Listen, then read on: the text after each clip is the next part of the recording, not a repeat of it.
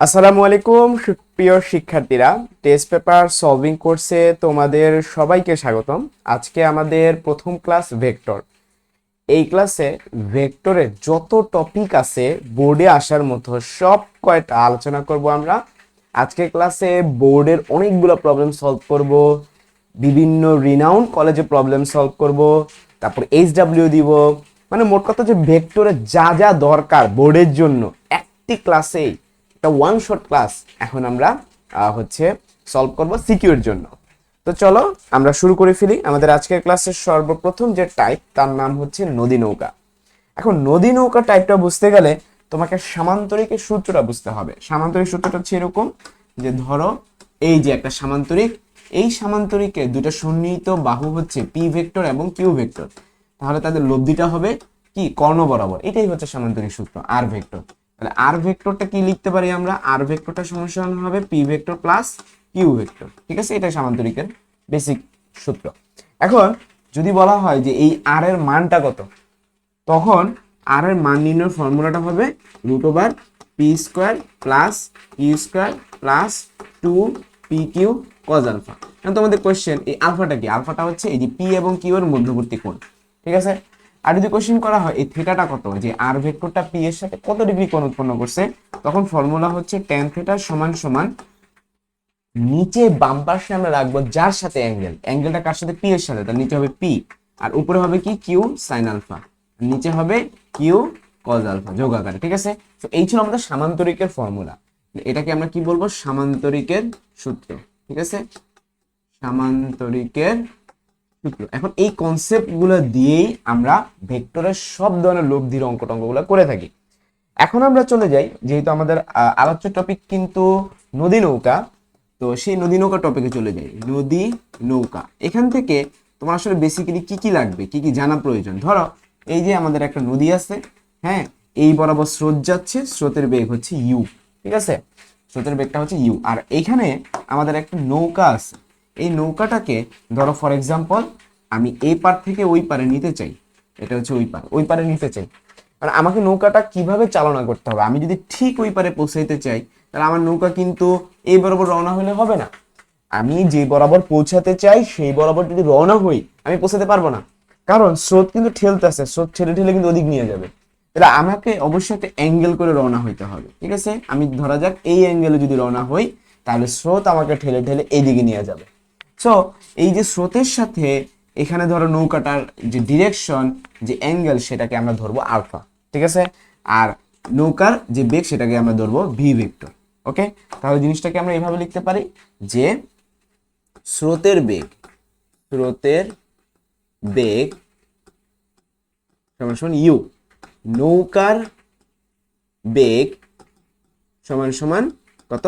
V, এবং তাদের মধ্যবর্তী কোণ, মধ্যবর্তী কোণ সমান সমান কত? আলফা। এখন ধরো আমি এপার থেকে ওই পারে যাব, হ্যাঁ, ঠিক 90 ডিগ্রি অ্যাঙ্গেলে পৌঁছাবো।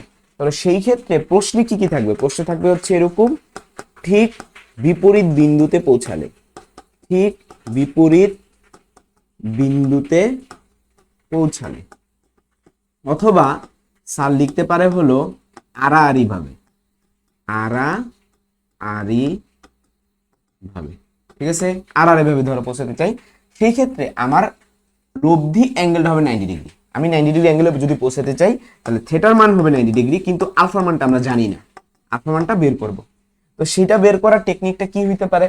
সেটা বের করার টেকনিকটা হচ্ছে এই যে তুমি এই সূত্রটা যেটা সলভ করতে পারবা, যে tan 90 সমান সমান q sin alpha divide by p plus q cos alpha. tan 90 এর মান কত? 1/0। তাই কোনাকুনি গুণ করলে তুমি ফর্মুলা কি পাচ্ছ? p plus q cos alpha is equal to 0। কারণ p মানে কাকে ধরতেছো? p মানে হচ্ছে স্রোতকে ধরতেছো, তাহলে p এর জায়গা হবে u, আর q মানে হচ্ছে নৌকাকে ধরতেছো, তাহলে q এর জায়গা হবে v। তাহলে কি দাঁড়াচ্ছে? u plus v cos alpha is equal to 0। তাহলে তখন সূত্রটা হয়ে যাবে u plus v cos alpha is equal to 0। এই হচ্ছে আমাদের একটা ফর্মুলা। ঠিক আছে, এরপরে আমি ধরো 90 ডিগ্রি অ্যাঙ্গেলে পৌঁছাইতে চাই, হ্যাঁ, থিটার মান 90 ডিগ্রি অ্যাঙ্গেলে যদি আমি পৌঁছাতে, তাহলে আমার টাইম লাগবে কতক্ষণ? তো বেসিক ফর্মুলা হচ্ছে আমরা জানি দূরত্ব সমান সমান বেগ গুণন সময়। তাহলে সময় সমান সমান কত? দূরত্ব ভাগ বেগ। তাহলে দূরত্ব ভাগ বেগ, দূরত্ব কি? এই পাশ থেকে এই পাশে দূরত্ব বা নদীর প্রস্থটাকে আমি ধরলাম ডি, আর বেগটা আসলে কি? খেয়াল করে দেখো, তুমি যদি ভি বেগে রওনা হও, তোমার ভি বেগ কিন্তু পুরোটা ওই পারে যেতে কাজে লাগবে না, ওই পারে যেতে কাজে লাগবে শুধুমাত্র সাইন উপাংশ। এখন তোমার প্রশ্ন কেন সাইন উপাংশ? একটা চিন্তা করো, তুমি যদি ভি বেগে রওনা হও, এই দিকে যাইতে হেল্প করবে হচ্ছে ভি কজ আলফা, ওই যে উপাংশ আনুভূমিক উপাংশ, এটা যদি আলফা হয়, আর এই দিকে যাইতে হেল্প করবে ভি সাইন আলফা। আমি ঠিক সেম কাজটাই করতেছি, যে আমি এই দিকে ভি বেগে গেলেও আমার দরকার এই বরাবর বেগ, এই বরাবর বেগটা হচ্ছে ভি সাইন আলফা, তাহলে আমার কাজে লাগবে শুধুমাত্র ভি সাইন আলফা। ঠিক আছে, এখন এখানে তো আলফা মান আমি জানি না, আলফা মান এইখান থেকে বাইর করব। ঠিক আছে, তাহলে জিনিসটাকে আমরা এইভাবে বলতে পারি যে ভি ইন্টু এই যে আলফাটা এখান থেকে আসবে। এখন আলফা সমান কত হবে বলো তো? Cos inverse minus you by v. তাহলে ভি থাকলো, আর এখানে তুমি লিখতে পারো হচ্ছে cos inverse minus you by v. এটাকে ক্যালকুলেশন করলে হ্যাঁ তুমি চাইলে root over v square minus u স্কোয়ারও বলতে পারো। ওকে, সো এটা হচ্ছে নদীর, যদি তুমি এই পার থেকে ওই পারে ঠিক 90 ডিগ্রি অ্যাঙ্গেলে পৌঁছাতে চাও তখন তোমার টাইমের ফর্মুলা। আর যদি তুমি ধরো যে রওনাই হবে এ বরাবর, তাহলে কিন্তু তুমি পৌঁছাবা কিন্তু এই বরাবর, তাহলে সেই ক্ষেত্রে তুমি কিন্তু পৌঁছাবা এই বরাবর। ঠিক আছে, যদি তুমি 90 ডিগ্রি অ্যাঙ্গেলে রওনা হও, যদি তুমি 90 ডিগ্রি অ্যাঙ্গেলে রওনা হও, অর্থাৎ আলফা যদি 90 ডিগ্রি হয়, তখন তোমার টাইম কিন্তু লাগবে কত, খেয়াল করে দেখো, তখন সেক্ষেত্রে আলফা মান 90 ডিগ্রি, তাইলে ভি সাইন 90, সাইন 90 মান তো 1, তার মানে হর হয়ে যাবে ম্যাক্সিমাম, এটাই সাইনের ম্যাক্সিমাম ভ্যালু, তাহলে টিটা হয়ে যাবে মিনিমাম, তখন টিটাকে আমরা বলবো মিনিমাম। ঠিক আছে, আর এই যে সাইন 90 মান হইতেছে 1, তাহলে ডি বাই ভি, তাহলে এটাই হচ্ছে ন্যূনতম সময়, এটাকে আমরা কি বলবো? নদী পারাপারের ন্যূনতম সময়। আর উপরে যেটা ছিল এই যে এটা হচ্ছে ন্যূনতম দূরত্ব, ন্যূনতম দূরত্ব পৌঁছানোর জন্য সময়, ন্যূনতম দূরত্ব পৌঁছানোর সময়। ঠিক আছে, এই টাইমটা হইতেছে ন্যূনতম দূরত্বে পৌঁছানোর সময়, আর এই টাইমটা হইতেছে ন্যূনতম সময়ে পৌঁছানোর জন্য যে সময় লাগবে সেই সময়। এরই মাধ্যমে আমাদের নদী নৌকার বেসিক কিন্তু হয়ে গেল। আরেকটা বেসিক আছে, সেটা হচ্ছে ধরো তুমি এই দূরত্বটা বের করতে চাও এক্স, এটা কেমনে বের করবে এই দূরত্বটা? এটা অ্যাকচুয়ালি হইতেছে এই পার থেকে এই পারে যাইতে হেল্প করে কোন কোন বেগ, একটু চিন্তা করো, আমাদের বেগ আছে দুইটা, একটা ইউ একটা ভি, এপার থেকে এপারে যেতে ইউ কিন্তু পুরোটাই হেল্প করতেছে, খেয়াল করছো যে স্রোত কিন্তু এই বরাবর যাইতেছে, আমিও দূরত্ব নির্ণয় করতে চাচ্ছি এই বরাবর, তার মানে এই এক্স যদি বের করতে যাই তাহলে আমাকে ইউ পুরোটাই হেল্প করতেছে, আবার ভি কিন্তু পুরোটা হেল্প করতেছে না, আমি এপার থেকে এপারে এদিকে যেতে গেলে আমাকে ভি কজ আলফাটা হেল্প করতেছে, তাহলে এক্স সমান সমান U plus V cos alpha, এটা হচ্ছে আমাদের টোটাল বেগ। এখন দূরত্ব বের করতে গেলে বেগের সাথে টাইম গুণ করতে হয়। ঠিক আছে, তাহলে আমরা যে কাজটা করব এখানে টাইম দিয়ে গুণ করে দিব, সো আমি একটু ছোট করে লিখলে ভালো হয়। হ্যাঁ, তাহলে এই যে দূরত্বটা এটা কত হবে?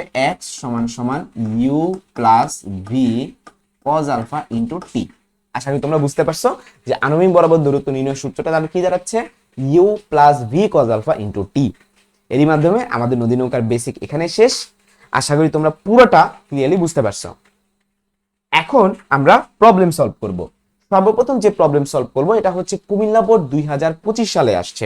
প্রশ্নটা চলো আমরা মনোযোগ সহকারে দেখি কি বলা হয়েছে। যে ইঞ্জিন চালিত একটি নৌকার স্রোতের অনুকূলে বেগ হচ্ছে 15। এখন স্রোতের অনুকূলে বেগ এই জিনিসটা মানে কি? মনে রাখবা অনুকূলে মানে হচ্ছে যে তুমি যেই দিকে যাচ্ছ স্রোতও সেই দিকে যাচ্ছে, তাহলে আমাকে তো স্রোত হেল্প করতেছে, স্রোত হেল্প করলে কি হবে? যোগ হবে। তাহলে জিনিসটা হচ্ছে এরকম যে আমি গ নাম্বার যদি লিখি অনুকূলে, অনুকূলে অনুকূলে বললে ইউ প্লাস ভি, ঠিক আছে, বা এটাকে তুমি ভি প্লাস ইউ বলতে পারো, ভি প্লাস ইউ। কারণ এই বেগটা কত? অনুকূলে বেগটা হচ্ছে 15 বলে দিছে, তাহলে আমরা কত লিখতে পারি? 15। আর প্রতিকূলে, প্রতিকূলে বেগটা কত বলো দেখি? প্রতিকূলে বেগটা হচ্ছে 5, তাহলে আমরা কি লিখবো? ভি মাইনাস ইউ সমান সমান 5। তাহলে এটা হচ্ছে 1 নং, এটা হচ্ছে 2 নং। এখন আমরা 1 ও 2 সমাধান করব কেমনে? 1 বিয়োগ 2 অথবা 1 যোগ 2, দুই ভাবে তুমি করতে পারো। যদি এটা আমরা করি তাহলে ভি সমান সমান কত পাবো? যদি 1 যোগ 2 করি 15, আর 5 যোগ করলে 20, পরে 2 দা ভাগ হয়ে যাবে কারণ ভি 2টা ছিল, তাহলে ভি এর মান আসবে 10। আর যদি ভি এর মানটা এখানে বসাই দেই তাহলে ইউ এর মানটা পেয়ে যাব 5। সো আমরা ইউও জানি ভিও জানি, ঠিক আছে। এরপরে প্রশ্নে কি বলছে, উদ্দীপক কি বলছে? 5 কিলোমিটার প্রস্থ বিশিষ্ট, অর্থাৎ ডি এর মানটা স্যারে দিয়ে দিছে 5। ওকে, সব আমি কিলোমিটারে রাখতেছি। একটি নদীতে একজন মাঝি এ বিন্দু হতে সোজা অপর পারে, খেয়াল করে দেখো এ বিন্দু কোনটা? এই বিন্দুটা হচ্ছে এই যে এটা, এ বিন্দু হতে সোজা অপর পারের বি বিন্দুতে পৌঁছানোর জন্য, তার মানে ওর টার্গেট হচ্ছে এখানে পৌঁছানোর জন্য যাত্রা শুরু করে। তারপর কি বলছে, বি বিন্দু থেকে 5 কিলোমিটার দূরের সি বিন্দু থেকে একই সময় অপর এক ব্যক্তি 4 কিলোমিটার/আওয়ার বেগে বি বিন্দুর দিকে অগ্রসর হতে থাকে। মানে একজন ব্যক্তি সে এই বরাবর পৌঁছাইতে চায়, ঠিক আছে, তো সে বরাবর পৌঁছালে সে তো এবার রওনা হইতে পারবে না, তাকে রওনা হইতে হবে এই বরাবর, ঠিক আছে, যেটাকে আমরা আলফা ধরবো। এখন এই লোকটা এই বরাবর রওনা হয়েছে, কিন্তু সে পৌঁছাবে বিতে। কিন্তু কাহিনী হলো এই সি বিন্দুতে আরেকটা লোক আছে, ও যখন রওনা হয়েছে ও আবার এদিকে রওনা হয়েছে, ঠিক আছে। ওকে, এই ছিল আমাদের উদ্দীপক। এবার গতে আসো। গতে বলছে বি বিন্দুতে পৌঁছানোর জন্য মাঝি কত কোণে যাত্রা শুরু করেছিল, ওই যে তার মানে আলফার মানটা জানতে চাওয়া হয়েছে। এখন খেয়াল করে দেখো, যদি আমরা এই বি বরাবর পৌঁছাতে চাই তার মানে 90 ডিগ্রি অ্যাঙ্গেলে পৌঁছাইতে হবে, কিন্তু রওনা হইতে হবে 90 ডিগ্রি থেকে বেশি অ্যাঙ্গেলে, আলফা অ্যাঙ্গেলে। ওকে, এখন 90 ডিগ্রি অ্যাঙ্গেলে পৌঁছানো এইটাই তো লব্ধি কোণ। আমরা যে অ্যাঙ্গেলে পৌঁছাইতে চাই, খেয়াল করো, যে অ্যাঙ্গেলে পৌঁছাই অথবা পৌঁছাতে চাই সেটাই থিটা, আর যে অ্যাঙ্গেলে রওনা হই সেটা আলফা।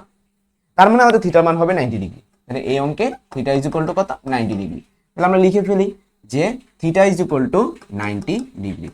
ঠিক আছে, তো আমরা সবাই ফর্মুলা পারি যে tan থিটা সমান সমান, ফর্মুলাটা কি বলতো, যার সাথে অ্যাঙ্গেল সে হবে সিঙ্গেল। এখন অ্যাঙ্গেলটা কার সাথে, ইউ এর সাথে, তাহলে ইউ হবে সিঙ্গেল নিচে, আর উপরে কি হবে ভি সাইন আলফা। ওকে, আর এখানে কত হবে ভি কস আলফা। এখন আমরা এই প্রবলেমটা সলভ করে ফেলবো খুবই সহজে। যদি থিটার মান তুমি 90 ডিগ্রি বসায় ফেলো, তাহলে tan 90, খেয়াল করো tan 90 এর মান হচ্ছে 1/0, তাহলে 1/0 সমান সমান V sine alpha divided by U plus V cos alpha. এখন যদি আমরা কোনাকুনি গুণ করে দেই তাহলে কি পাবো, পাবো হচ্ছে U plus V cos alpha is equal to 0। এখান থেকে আলফা সমান সমান আসবে cos inverse minus you by V. এখন ইউ এর মান হইতেছে গিয়ে তোমার কত, 5, তাহলে -5 ডিভাইড বাই ভি এর মান 10, এই মানটা হইতেছে 120 ডিগ্রি। ঠিক আছে, সো এই ছিল আমাদের গ নাম্বারের আনসার। এখন চলে যাব ঘ নাম্বারে। ঘ নাম্বারে স্যার কি বলছে, যে মাঝি বি বিন্দুতে পৌঁছালে, খেয়াল করো, বি বিন্দুতে পৌঁছালে মানে বলেই দিছে মাঝিটা বি বিন্দু পৌঁছায় গেছে, তার মানে সে 120 ডিগ্রি কোণে রওনা হয়েছে। অপর ব্যক্তির সাথে তার সাক্ষাৎ হয়েছিল কিনা গাণিতিকভাবে বিশ্লেষণ করো। তাহলে ও পৌঁছাইতে কত টাইম লাগছে সেটা আগে বের করবো মাঝিরটা, তারপরে সি বিন্দু লোকের পৌঁছাইতে কতক্ষণ সময় লাগছে সেটাও বের করব। তাহলে ফার্স্টে বের করি মাঝির পৌঁছানোর সময়। মাঝির পৌঁছানোর সময়, মাঝির পৌঁছানোর সময়টাকে আমি ধরলাম T1। তো আমরা বেসিক ফর্মুলা সবাই জানি যে নদী নৌকার এপার থেকে ওই পারে পৌঁছানোর ফর্মুলা হচ্ছে D by V sine alpha. Alpha মান তো আমরা আগে থেকে বের করছি 120 ডিগ্রি, আর ডি এর মান দেওয়া আছে 5, তাহলে 5 ডিভাইডেড বাই ভি এর মান হইতেছে তোমার 10, তাহলে 10 সাইন 120 ডিগ্রি। এখন ক্যালকুলেটর হাতে নাও, নিয়ে আনসারটা বের করো। তাহলে 5 ডিভাইডেড বাই 10 ইন্টু সাইন 120, আমার এটা উত্তর আসতেছে হচ্ছে গিয়ে তোমার 0.577। ঠিক আছে, আওয়ার, যে আনসারটা বের হবে এটা আওয়ার এককে, তাহলে এটা আমাদের বের হলো কত 0.577 আওয়ার। ওকে, তুমি ছেলেটাকে কনভার্ট করতে পারো মিটারে, মিনিটে। তুমি তার জন্য যে কাজটা করবা সেটা হচ্ছে গুণ দিয়ে দিবা কত, 1 ঘন্টায় যেহেতু 60 মিনিট, তো 60 দিয়ে আমরা গুণ করি 34.64 মিনিট পেয়ে যাব। হ্যাঁ, এটা পেয়ে যাব কত 34.64 মিনিট। যদি আমরা এটা মিনিটে কনভার্ট করি তাহলে 34.64 মিনিট, তাহলে 0.577 আওয়ার সমান সমান 34.64 মিনিট। এবার আমরা এখন বের করব ওই যে সি বিন্দুতে যে লোকটা ছিল তার বি বিন্দুতে পৌঁছাইতে কত সময় লাগছে। দুজন যেহেতু একই টাইমে হচ্ছে রওনা হয়েছে, মানে ও এই বরাবর পৌঁছাবে আর ও এই বরাবর রওনা হয়েছে। ঠিক আছে, তাহলে এখন বের করতে হবে যে সি বিন্দুর লোকের পৌঁছানোর সময়। সি বিন্দুর লোকের পৌঁছানোর সময়, সি বিন্দুর লোকের পৌঁছানোর সময়। কারণ এই সময়টা কেমনে বের করবো, খুবই সোজা, আমরা জানি এস ইকুয়াল টু বিটি, তাহলে টি ইকুয়াল টু কত, এস বাই বি। এখন তার মানে সি বিন্দু লোকের এসটা আমাদের জানা লাগবে, সরণটা জানা লাগবে। সরণটা দেওয়া আছে এই যে 5 কিলোমিটার দূরে। ঠিক আছে, তাহলে আমাদের এই সরণটা উপরে হবে 5 কিলোমিটার, আর ভিটা কত, ও কত বেগে যেতেছে, ও 4 কিলোমিটার/আওয়ার বেগে যেতেছে, তাহলে নিচে হবে 4। ঠিক আছে, তাহলে এই মানটা কত দাঁড়ায়, এই মানটা দাঁড়াইতেছে 5/4। 5/4 এর মান হচ্ছে 1.25, তার মানে ওর টাইম লাগবে 1.25 আওয়ার। এন্ড 1.25 আওয়ার মানে কত মিনিট, একটু বোঝাই যায়, বড় হবে ওইটা চাইতে, 1.25 গুণন 60, এটা আস্তে আস্তে 75 মিনিট। তাহলে আমরা এই সিদ্ধান্তে উপনীত হতে পারি যে ওর পৌঁছাইতে লেট হবে, সি বিন্দু যে লোকটা ছিল তার পৌঁছাইতে 75 মিনিট লাগবে, কিন্তু যেই মাঝি যেই ছিল, হ্যাঁ মানে নৌকার মধ্যে যে ছিল তার পৌঁছাইতে কিন্তু আরো কম সময় লাগতেছে, তার পৌঁছাইতে মাত্র 34 মিনিট লাগতেছে। তাহলে মাঝি যদি ওইখানে পৌঁছায় যদি সে ওয়েট করে, তাহলে কিন্তু সি বিন্দু লোকের সাথে তার দেখা হবে। এখানে কি বলছে পড়ো, মাঝি বি বিন্দু পৌঁছালে অপর ব্যক্তির সাথে তার সাক্ষাৎ হয়েছিল কিনা। হ্যাঁ, সাক্ষাৎ হবে যদি মাঝিটা ওয়েট করে। তো মাঝি তো পৌঁছে গেছে, যদি এমন হইতো লোকটা পার হয়ে গেছে গা, মানে লোকটার টাইম যদি কম হইতো, তাহলে লোক কিন্তু বি বিন্দু পার হয়ে যেত। তো পার হয় না, মাঝি তো আগে এসে পড়ছে, পরে সি বিন্দু থেকে বি বিন্দুতে আসে। সো আমরা বলতে পারবো যে T1 লেস দেন T2 হওয়ায় মাঝি অপেক্ষা করলে, মাঝি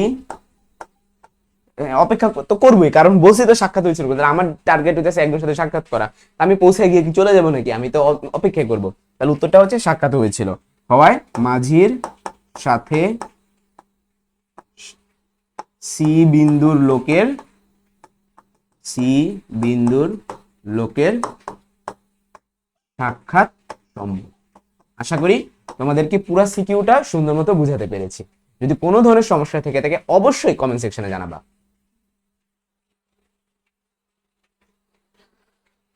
ওকে, তো এখন আমরা আরেকটা প্রশ্ন চলে যাচ্ছি।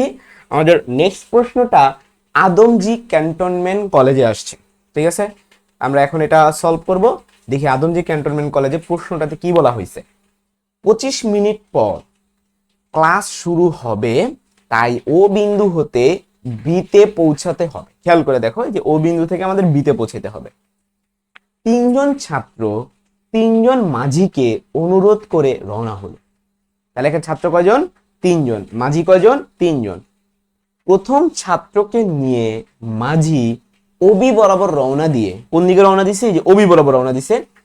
রওনা দিয়ে সিতে পৌঁছায়। সে পৌঁছাইতেছে কোথায়? সি বরাবর। এটা খুবই স্বাভাবিক, আমি যে বরাবর রওনা হব সেদিক তো পৌঁছাবো না, তার চেয়ে আরো ডানে গিয়ে পৌঁছাবো। ঠিক আছে, তাহলে আমরা চিত্রটা বোঝার চেষ্টা করি। হ্যাঁ, চিত্রটা আমি সুন্দর করে আরেকবার আঁকি। যে এই যে সে প্রথম ছাত্র এই যে বি বিন্দুতে সে বি বিন্দুতে সে পৌঁছাতে চেয়েছিল, কিন্তু বলদে রওনা হয়েছে বি বিন্দু বরাবর। ঠিক আছে, সে পৌঁছায় যাবে সি বিন্দুতে। ঠিক আছে, এটা হলো প্রথম মাঝির কাহিনী। এখন প্রথম মাঝির ক্ষেত্রে কি দেওয়া আছে? সে তো সি বিন্দুতে পৌঁছাইলো, কিন্তু তার তো টার্গেট বি বিন্দুতে পৌঁছানো। এখন সে কি করবে? এখন সে হইলো 1.6 মিটার পার সেকেন্ড বেগে সে হাঁটা ধরে সে বি বিন্দুতে পৌঁছাইলো। মানে সহজ বাংলা ভাষায় ও এখান থেকে এইদিকে তার যাওয়ার টার্গেট, কিন্তু সে একটা বলদামি করছে, সে বি বরাবর রওনা হয়ে গেছে গা। সে রওনা উচিত ছিল আসলে এইদিকে, কিছু করার নেই, রওনা হয়ে গেছে গা। তাহলে সে পৌঁছাবে কোথায়? সি বিন্দুতে পৌঁছাবে, এবং তার তো বিতে আসতে হবে। তাহলে সে কি করবে? সে হাঁটা ধরছে। তাহলে প্রথম ছাত্র ও থেকে সিতে যাবে নৌকায়, তারপর সি থেকে বিতে যাবে হেঁটে। এটা গেল প্রথম ছাত্রের জন্য। এবার দ্বিতীয় ছাত্রকে নিয়ে মাঝি ওবি বরাবর রওনা দিয়ে সিতে পৌঁছে। মানে দ্বিতীয় ক্ষেত্রেও সেম কাহিনী, সে ওবি বরাবর রওনা হয়েছে। আবার নৌকা চালিয়ে সি হতে বি বিন্দুতে আসে। কাহিনীটা খেয়াল করো, প্রথম জন সি বিন্দুতে আসার পর নৌকা থেকে নেমে গেছে হাঁটা ধরছে, কিন্তু দ্বিতীয় যে ছাত্রটা সে সি বিন্দু পৌঁছানোর পর সে নাইমা সে নৌকা দিয়েই স্রোতের বিপরীতে, স্রোত যেতেছে এদিকে, তারপর স্রোতের প্রতিকূলে সে ওই দিকে যাইতেছে। আচ্ছা, তৃতীয় ছাত্র ও ভালো একটা কাজ করছে। তৃতীয় ছাত্রকে নিয়ে ওয়ে বরাবর, এ হচ্ছে যে এই জায়গায়, মানে এই জায়গাটায় ওয়ে বরাবর, এই যে এই বরাবর ওয়ে বরাবর রওনা দিয়ে মাঝি সরাসরি বি বিন্দুতে পৌঁছায়। ওয়ে বরাবর রওনা দিয়ে মাঝি সরাসরি কোথায় পৌঁছায়? খেয়াল করে দেখো, সে এই বরাবর রওনা দিয়ে সে এই বি বিন্দু পৌঁছাইছে। তাহলে ওর তো কোনো ঝামেলা নাই, ওর বি বিন্দু যাওয়ার টার্গেট ছিল, বিন্দু পৌঁছে গেছে গা। তো একটা চালাকি করছে। হ্যাঁ, আচ্ছা, তো প্রশ্নে বলছে স্রোতের অনুকূলে এবং প্রতিকূলে নৌকার বেগ 15 এবং 5। অনুকূল প্রতিকূল নিয়ে আমাদের প্যারা কিছু না, আমরা একটু আগে একটা অঙ্ক শিখে ফেলছি অনুকূল প্রতিকূল দিয়ে কিভাবে ম্যাথটা করতে হয়। ঠিক আছে, আচ্ছা, এটা যেহেতু গ ঘ ভালো জায়গা লাগবে, সো আমি হচ্ছে এটা কপি করে রাখি। আচ্ছা, কপি করা লাগবে না, এটা আমরা ইজিলি নতুন স্লাইড ওপেন করে ফেলতে পারবো। তো তাহলে এতটুকু আমাদের সবার ক্লিয়ার, উদ্দীপক সবার ক্লিয়ার হয়ে গেল। এখন গ নাম্বার প্রশ্নটা পড়ি, যে বি হতে সি বিন্দুর দূরত্ব নির্ণয় করো। বি হতে সি বিন্দুর দূরত্ব মানে কি এইটা? এবং একটু ঠান্ডা মাথায় খেয়াল করে দেখো, আমরা আজকের ক্লাসে ওই যে যখন বেসিক শিখতেছিলাম তখন এই দূরত্ব নির্ণয়ের ফর্মুলা কিন্তু শিখছিলাম। একটু ঠান্ডা মাথায় খেয়াল করে দেখো, দূরত্ব নির্ণয় ফর্মুলা আমরা শিখছিলাম যে এই দূরত্ব যদি নির্ণয় করতে যাই আমার কি কি লাগবে। আমার লাগবে হচ্ছে বেগ এবং সময়। বেগটা কিন্তু খুবই ইজি, কারণ কি এইখান থেকে ওদিকে যাইতে দুইটা বেগ হেল্প করতেছে, একটা হচ্ছে ইউ আর একটা ভি কজ আলফা। মানে আমরা ইউ এবং ভি কজ আলফা দুইটাই উদ্দীপক থেকে জানবো, বাট টাইমটা আমাদের জানা নাই এখান থেকে এখানে পৌঁছাইতে। হ্যাঁ, খেয়াল করে দেখো, আমাদের যেটা বলছো বি হতে সি বিন্দু দূরত্ব, তো আমাদের টোটাল টাইমটা কিন্তু জানা নাই। ঠিক আছে, এখন এই টাইমটা জানতে হবে। বি হতে সি বিন্দু দূরত্ব আমরা জানি এস ইকুয়াল টু ভিটি, এই ভিটা হইতাছে U plus V cos alpha, এবং টাইমটা হইতাছে যে ওর ওইখানে পৌঁছাইতে যে সময়টা লাগছে। ঠিক আছে, কার এখানে খেয়াল করে দেখো, ওই যে প্রথম যে ছাত্রটা আছে সে কিন্তু ওবি বরাবর রওনা হয়েছিল। ক্লিয়ার? আচ্ছা, তাহলে আমরা ম্যাথটা এখন সলভ শুরু করে ফেলি। যে দূরত্বটাকে আমরা কি নাম দিব?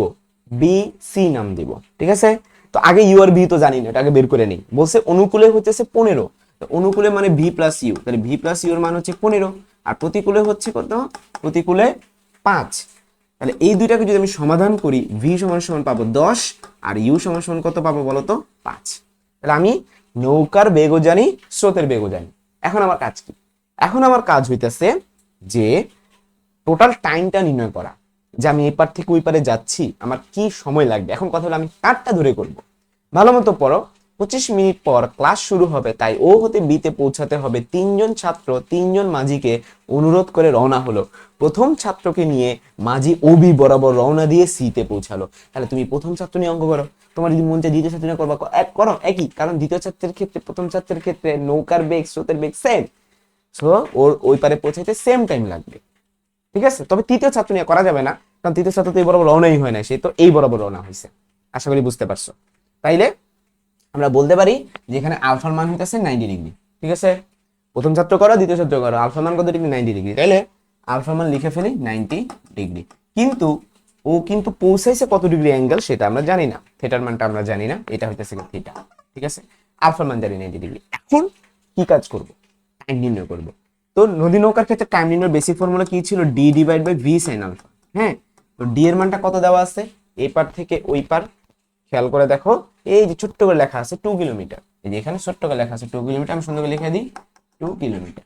তাহলে উপরে হবে 2, ভি এর মান কত? 10 সাইন 90 ডিগ্রি, সাইন 90 এর মান তো 1, তাহলে 2/10 এর মান কত দাঁড়াচ্ছে? 0.2, মানে এটা কোন এককে? আওয়ার এককে। সো আমরা টাইমটা জেনে গেলাম। এখন আমার কি দরকার? এখন আমার দূরত্ব দরকার, বিসি দূরত্ব। তো বিসি দূরত্ব কি হবে? আমরা জানি বেগ গুণন সময়। এই বেগটা কিভাবে নির্ণয় করবো? এই বেগটা হচ্ছে এই বরাবর যত বেগ কাজ করে, এই বরাবর ইউ বেগ কাজ করে এবং ভি কজ আলফা কাজ করে, আর টাইমটা মাত্র আমি বের করে দিছি। ঠিক আছে, হ্যাঁ, তাহলে টি অফ বিসি লিখে দিলে সবচেয়ে সুন্দর হয়, টি অফ বিসি। ওকে, তাহলে ইউ এর মান হচ্ছে গিয়ে তোমার 5, ভি এর মান 10 কস 90। ঠিক আছে, আর টি অফ বিসির মান হইতেছে 0.2। এখন কস 90 মান তো 0, এটা বাদ, 5 এর সাথে 0.2 গুণ দিলে 1 হয়। সো আমরা পেয়ে গেলাম 1 কিলোমিটার। আশা করি তোমরা অঙ্কটা বুঝতে পারছো, ভালো একটা ম্যাথ ছিল। আচ্ছা, এখন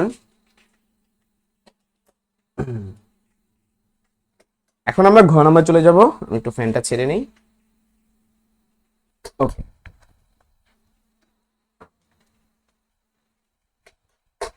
এখন ভাইয়া আমরা হচ্ছে ঘ নাম্বার প্রশ্নটা সলভে চলে যাব। ঘ নাম্বার প্রশ্নে কি বলা হয়েছে? যে ছাত্রত্রয় কি ক্লাসে যথাসময়ে পৌঁছাতে পারবে? মানে এখানে 3জন ছাত্র রওনা হয়েছে। হ্যাঁ, তো 3জন 3 রকম প্রসেসে গেছে, তো আমরা দেখব যে কার কতক্ষণ সময় লাগে।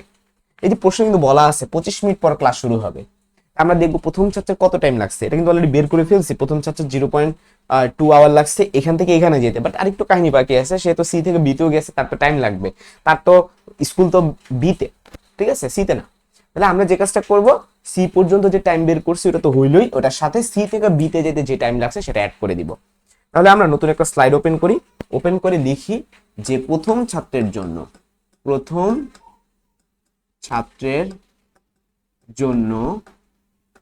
পৌঁছানোর সময়, প্রথম ছাত্রের জন্য পৌঁছানোর সময়টা কি হবে বলতো?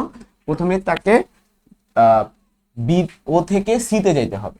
ঠিক আছে, ও থেকে সিতে যেতে। আচ্ছা, আমি বিসি লিখছি কেন এইখানে? এটা বিসি না, এটা অ্যাকচুয়ালি ওসি। ঠিক আছে, এটা ওসি। তাহলে প্রথমে ও থেকে সিতে যেতে আমার যে টাইম লাগছে সেইটা, এটার সাথে আমি কি করব? এটার সাথে আমি সি থেকে বিতে যে টাইম লাগছে সেটা যোগ করব, কারণ আমাদের স্কুল আলটিমেটলি বিতে যেতে হবে। ও থেকে সিতে যেতে টাইম লাগছে 0.2 আওয়ার, এবার সি থেকে বিতে যেতে কত টাইম লাগছে সেটাও বের করবো, ঠিক আছে? তাহলে t of OC plus t of কত সিবি। এখন টি অফ ওসি এটা তো আমরা বের করছি 0.2। এখন টি অফ সিবিটা কিভাবে বের করবো দেখো, খুবই সহজ। এই দূরত্বটা বিসি কিন্তু আমরা বের করছিলাম, মনে করো দেখো 1 কিলোমিটার বের করছিলাম, ঠিক আছে? তাহলে এটা দূরত্বটা আমি জানি, আর ও কত বেগে যাইতেছে সেটাও আমরা জানি 1.6। তবে এটা মিটার পার সেকেন্ডে দেওয়া আছে, এটাকে কিলোমিটার পার আওয়ারে কনভার্ট করতে হবে। তাহলে 1.6 মিটার পার সেকেন্ড আমরা যদি লিখি যে 1.6 মিটার পার সেকেন্ড যদি কিলোমিটার পার আওয়ারে কনভার্ট করি, কিভাবে করব? প্রথমত হচ্ছে মিটারকে যদি কিলোমিটারে বানাই 1000 দিয়ে ভাগ করতে হবে, ঠিক আছে? 1.6 ডিভাইডেড বাই 1000। আর সেকেন্ডকে যদি আমরা আওয়ারে কনভার্ট করি আমাদের কি করতে হবে, 3600 দিয়ে ভাগ করতে হবে। তাহলে ব্যাপারটা আলটিমেটলি কি দাঁড়াইলো, উপরে যদি উঠা যায় 1.6 কে আমরা 3600 দিয়ে গুণ করব এবং 1000 দিয়ে ভাগ করবো, দ্যাটস ইট। এখান থেকে কিন্তু আমরা পেয়ে যাব, ঠিক আছে? তাহলে 1.6 গুণন 3600 ডিভাইডেড বাই 1000, এটা আমার আসতে আছে 5.76। তাহলে আমরা পেয়ে গেলাম 5.76 কিলোমিটার পার আওয়ার। এখন এই মানটাই হচ্ছে আমাদের এই টাইম নির্ণয় কাজে লাগবে, কারণ আমরা জানি এস এগুলো ভিটি, তাই টি গুলো কত এস বাই ভি। তো এস এর মান তো আমরা বের করছিলাম 1 কিলোমিটার, আর ভি এর মানে যে মাত্র বের করছি 5.76 কিলোমিটার পার আওয়ার, ঠিক আছে? তাইলে টোটাল টাইমটা কিন্তু বের হয়ে গেল। তাহলে আমরা লিখে ফেলি টোটাল টাইমটা হচ্ছে 0.2 প্লাস 1 ডিভাইডেড বাই 5.76, এটা আমাদের আসতেছে হচ্ছে 0.3736 আওয়ার। এখন এই জিনিসটাকে আমাদের মিনিটে কনভার্ট করতে হবে, ঠিক আছে? তো মিনিটে কনভার্ট করার জন্য আমরা জাস্ট গুণ করে দিব 60 দিয়ে, আমরা 60 দিয়ে গুণ করে দিব। 60 দিয়ে গুণ করলে আমার আসতেছে 22.42, ঠিক আছে? 22.42 মিনিট। এটা হচ্ছে আমাদের প্রথম জনের জন্য মোট টাইম। তাইলে প্রথম ছাত্রের জন্য পৌঁছানোর যে সময় সেটাকে আমি T1 দিয়ে অভিহিত করব, ঠিক আছে? T1 সমান সমান 22.42 মিনিট। এবার চলে যাব দ্বিতীয় ছাত্রের জন্য। দ্বিতীয় ছাত্রের জন্য একটা চিন্তা করে দেখো ভাইয়া, দ্বিতীয় ছাত্রের জন্য প্রথমত সে কিন্তু আগে প্রথম ছাত্রের মতোই সে কিন্তু বলদামি করে ও থেকে সিতে পৌঁছেছে। এখন প্রথম ছাত্রের যে টাইম লাগছে দ্বিতীয় ছাত্রের সেম টাইমই লাগবে, কারণ তারা একই নৌকায় ব্যবহার করছে, ঠিক আছে? সো আমরা যে কাজটা করব, ও থেকে সি এর জন্য যে টাইমটা, সে টাইমটা কি লিখবো, টি অফ ও থেকে সি আগেরটাই 0.2 আওয়ার। কিন্তু সে কিন্তু সি থেকে বিতে আগের মতো হাইটে আসে নাই। ও আসছে কিভাবে, ও আসছে খেয়াল করে দেখো, দ্বিতীয় ছাত্রকে নিয়ে মাঝি অবি বরাবর রওনা দিয়ে, খেয়াল করছো? সে কিন্তু নৌকা দিয়ে গেছে, মাঝি যেহেতু বলছি সো অবশ্যই নৌকা দিয়ে গেছে। তার দ্বিতীয় ছাত্রের জন্য টি অফ সিবিটা আমাদের আগে নির্ণয় করতে হবে। টি অফ সিবি তো আমরা জানি না, এটা নির্ণয় করে নিতে হবে। এখন মাঝি যাইতেছে কিন্তু স্রোতের বিপরীতে, কারণ সি থেকে বি স্রোত যাইতেছে এইদিকে, কিন্তু মাঝিটা যাবে সি থেকে বিতে, তাহলে স্রোতের প্রতিকূলে বেগ কিন্তু দেওয়া আছে 5 কিলোমিটার পার আওয়ার। ক্লিয়ার? তাহলে আমরা যখন ম্যাথটা করবো, এই যে টি অফ সিবি বের করবো, তখন বেগটা ধরবো 5 কিলোমিটার পার আওয়ার। তো আমরা জানি t equal to s by v. তো এস মানে হলো দূরত্ব, ওই দূরত্ব ছিল 1 কিলোমিটার, আর ভিটা কত হবে, ওই যে সে 5 কিলোমিটার পার আওয়ার বেগে যাচ্ছে স্রোতের প্রতিকূলে, তাহলে কত হবে 5 কিলোমিটার পার আওয়ার। তাহলে এইটা যদি আমি ক্যালকুলেশন করি 1/5, তাহলে এটা কত আসবে 0.2 আওয়ার। তাহলে এখন ঠান্ডা মাথা দেখো তো দ্বিতীয় ছাত্রের জন্য তাহলে টোটাল টাইম কতক্ষণ হলো, তাহলে টোটাল টাইম হলো t of OC plus t of CB. তাহলে আমরা টোটাল টাইমটা পেয়ে যাচ্ছি T2 সমান সমান t of OC plus t of কত সিবি। তাহলে 0.2 প্লাস 0.2, তাহলে আমরা পেয়ে গেলাম 0.4 আওয়ার। আশা করি এতটুকু ক্লিয়ার হয়ে গেছে সবার। এখন যদি এটা মিনিটে কনভার্ট করি তাহলে দেখো কত দাঁড়ায়, 0.4 গুণন 60, এটা আমার আসতেছে 24 মিনিট। এটা আসতেছে কত, 24 মিনিট। ওকে, এবার আসো তৃতীয় ছাত্রের জন্য। তৃতীয় ছাত্রের জন্য তৃতীয় ছাত্র রওনা হয়েছে কিন্তু অন্যভাবে। তৃতীয় ছাত্র কিন্তু এইভাবে যায় না, সে ওয়ে বরাবর রওনা হয়েছে। ওয়ে বরাবর রওনা হলে সে ওবি বরাবর পৌঁছাবে। এখন তার কি আর আলাদা কোনো কাজ করা লাগবে না, সে সরাসরি পৌঁছা যেতেছে। সরাসরি যদি পৌঁছা যায় তাহলে আমরা নদী নৌকার বেসিক ফর্মুলা থেকে কি জানি, t equal to d divide by V sine alpha, তাই না? এখন ডি হইতাছে প্রস্থ, নদীর প্রস্থ, সেটা 2 কিলোমিটার ছিল। আর ভি কত ছিল, খেয়াল করে দেখো, ভি ছিল আমাদের 5, নাকি না? ভি আমাদের জানি কত ছিল, ভি কত ছিল, ভি হইতেছে 10। তাহলে আমরা এখানে লিখবো 10। এখন সাইন আলফা, আলফা মানটা তো জানি না, তো আলফা মানটাকে বের করে নিতে হবে। এখানে আমরা জানি না যে ও এ এটা অ্যাকচুয়ালি কত ডিগ্রি অ্যাঙ্গেলে আছে, তো এটা বের করে নিতে হবে এবং বের করাটা কঠিন কিছুই না। দেখো আমরা আলফাটা বের করব কোন সূত্র দিয়ে, এটা অলরেডি শিখছি আজকে ক্লাসে বেসিকেই, u plus V cos alpha, ঠিক আছে, ইজগুলো 0। তাহলে এখান থেকে আলফা কত পাবো, cos inverse minus you by V. এখন ইউ এর মানটা হচ্ছে 5, ভি এর মান হইতেছে 10, তাহলে মাইনাস 5/10, এই মানটা কিন্তু 120 ডিগ্রি, ঠিক আছে। তাহলে যদি এখানে বসাই দিই 10 সাইন 120 ডিগ্রি, তাহলে আনসারটা কত দাঁড়ায় দেখো তো, 2 ডিভাইডেড বাই 10 সাইন 120, এটা আনসারটা আসতেছে হচ্ছে 0.230, ঠিক আছে। তাহলে এত হলো আওয়ার, হ্যাঁ এত আওয়ার। তাহলে যদি আমি মিনিটে কনভার্ট করি তাহলে 60 দিয়ে জাস্ট গুণ করে দেবো, গুণন 60, এটা আনসার আসতেছে 13.856, ঠিক আছে। তাহলে এটা আমার আসতেছে 13.856 মিনিট। তাহলে একটা জিনিস চিন্তা করে দেখো তো, প্রথম যেই ছাত্রটা সে কিন্তু পৌঁছাইতে পারতেছে, বলছিল যে 25 মিনিট পর ক্লাস শুরু হবে, প্রথম ছাত্রটা কিন্তু পৌঁছাইতে পারবে, খেয়াল করছো, সে কিন্তু পৌঁছাতে পারবে কারণ 25 মিনিট আগে সে পৌঁছায় গেছে। দ্বিতীয় ছাত্রটা 24 মিনিটে পৌঁছাবে, তার মানে 25 মিনিট আগে তো পৌঁছাইছে।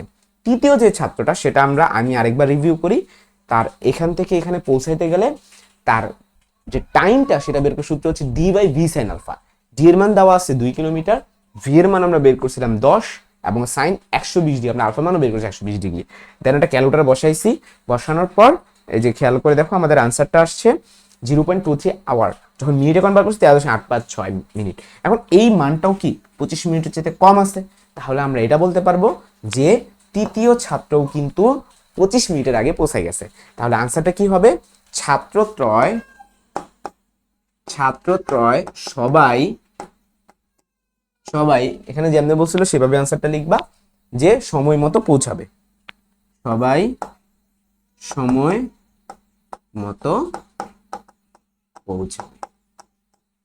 ওকে, এরই মাধ্যমে আমাদের নদী নৌকার খুব দারুণ একটা প্রবলেম, যেটা আদমজি ক্যান্টনমেন্ট কলেজে আসছে, সেটা সলভ হয়ে গেল। আশা করি তোমরা সবাই অঙ্কটা বুঝতে পারছো। কোনো প্রবলেম থাকলে অবশ্যই কমেন্ট সেকশনে জানিয়ে ফেলো।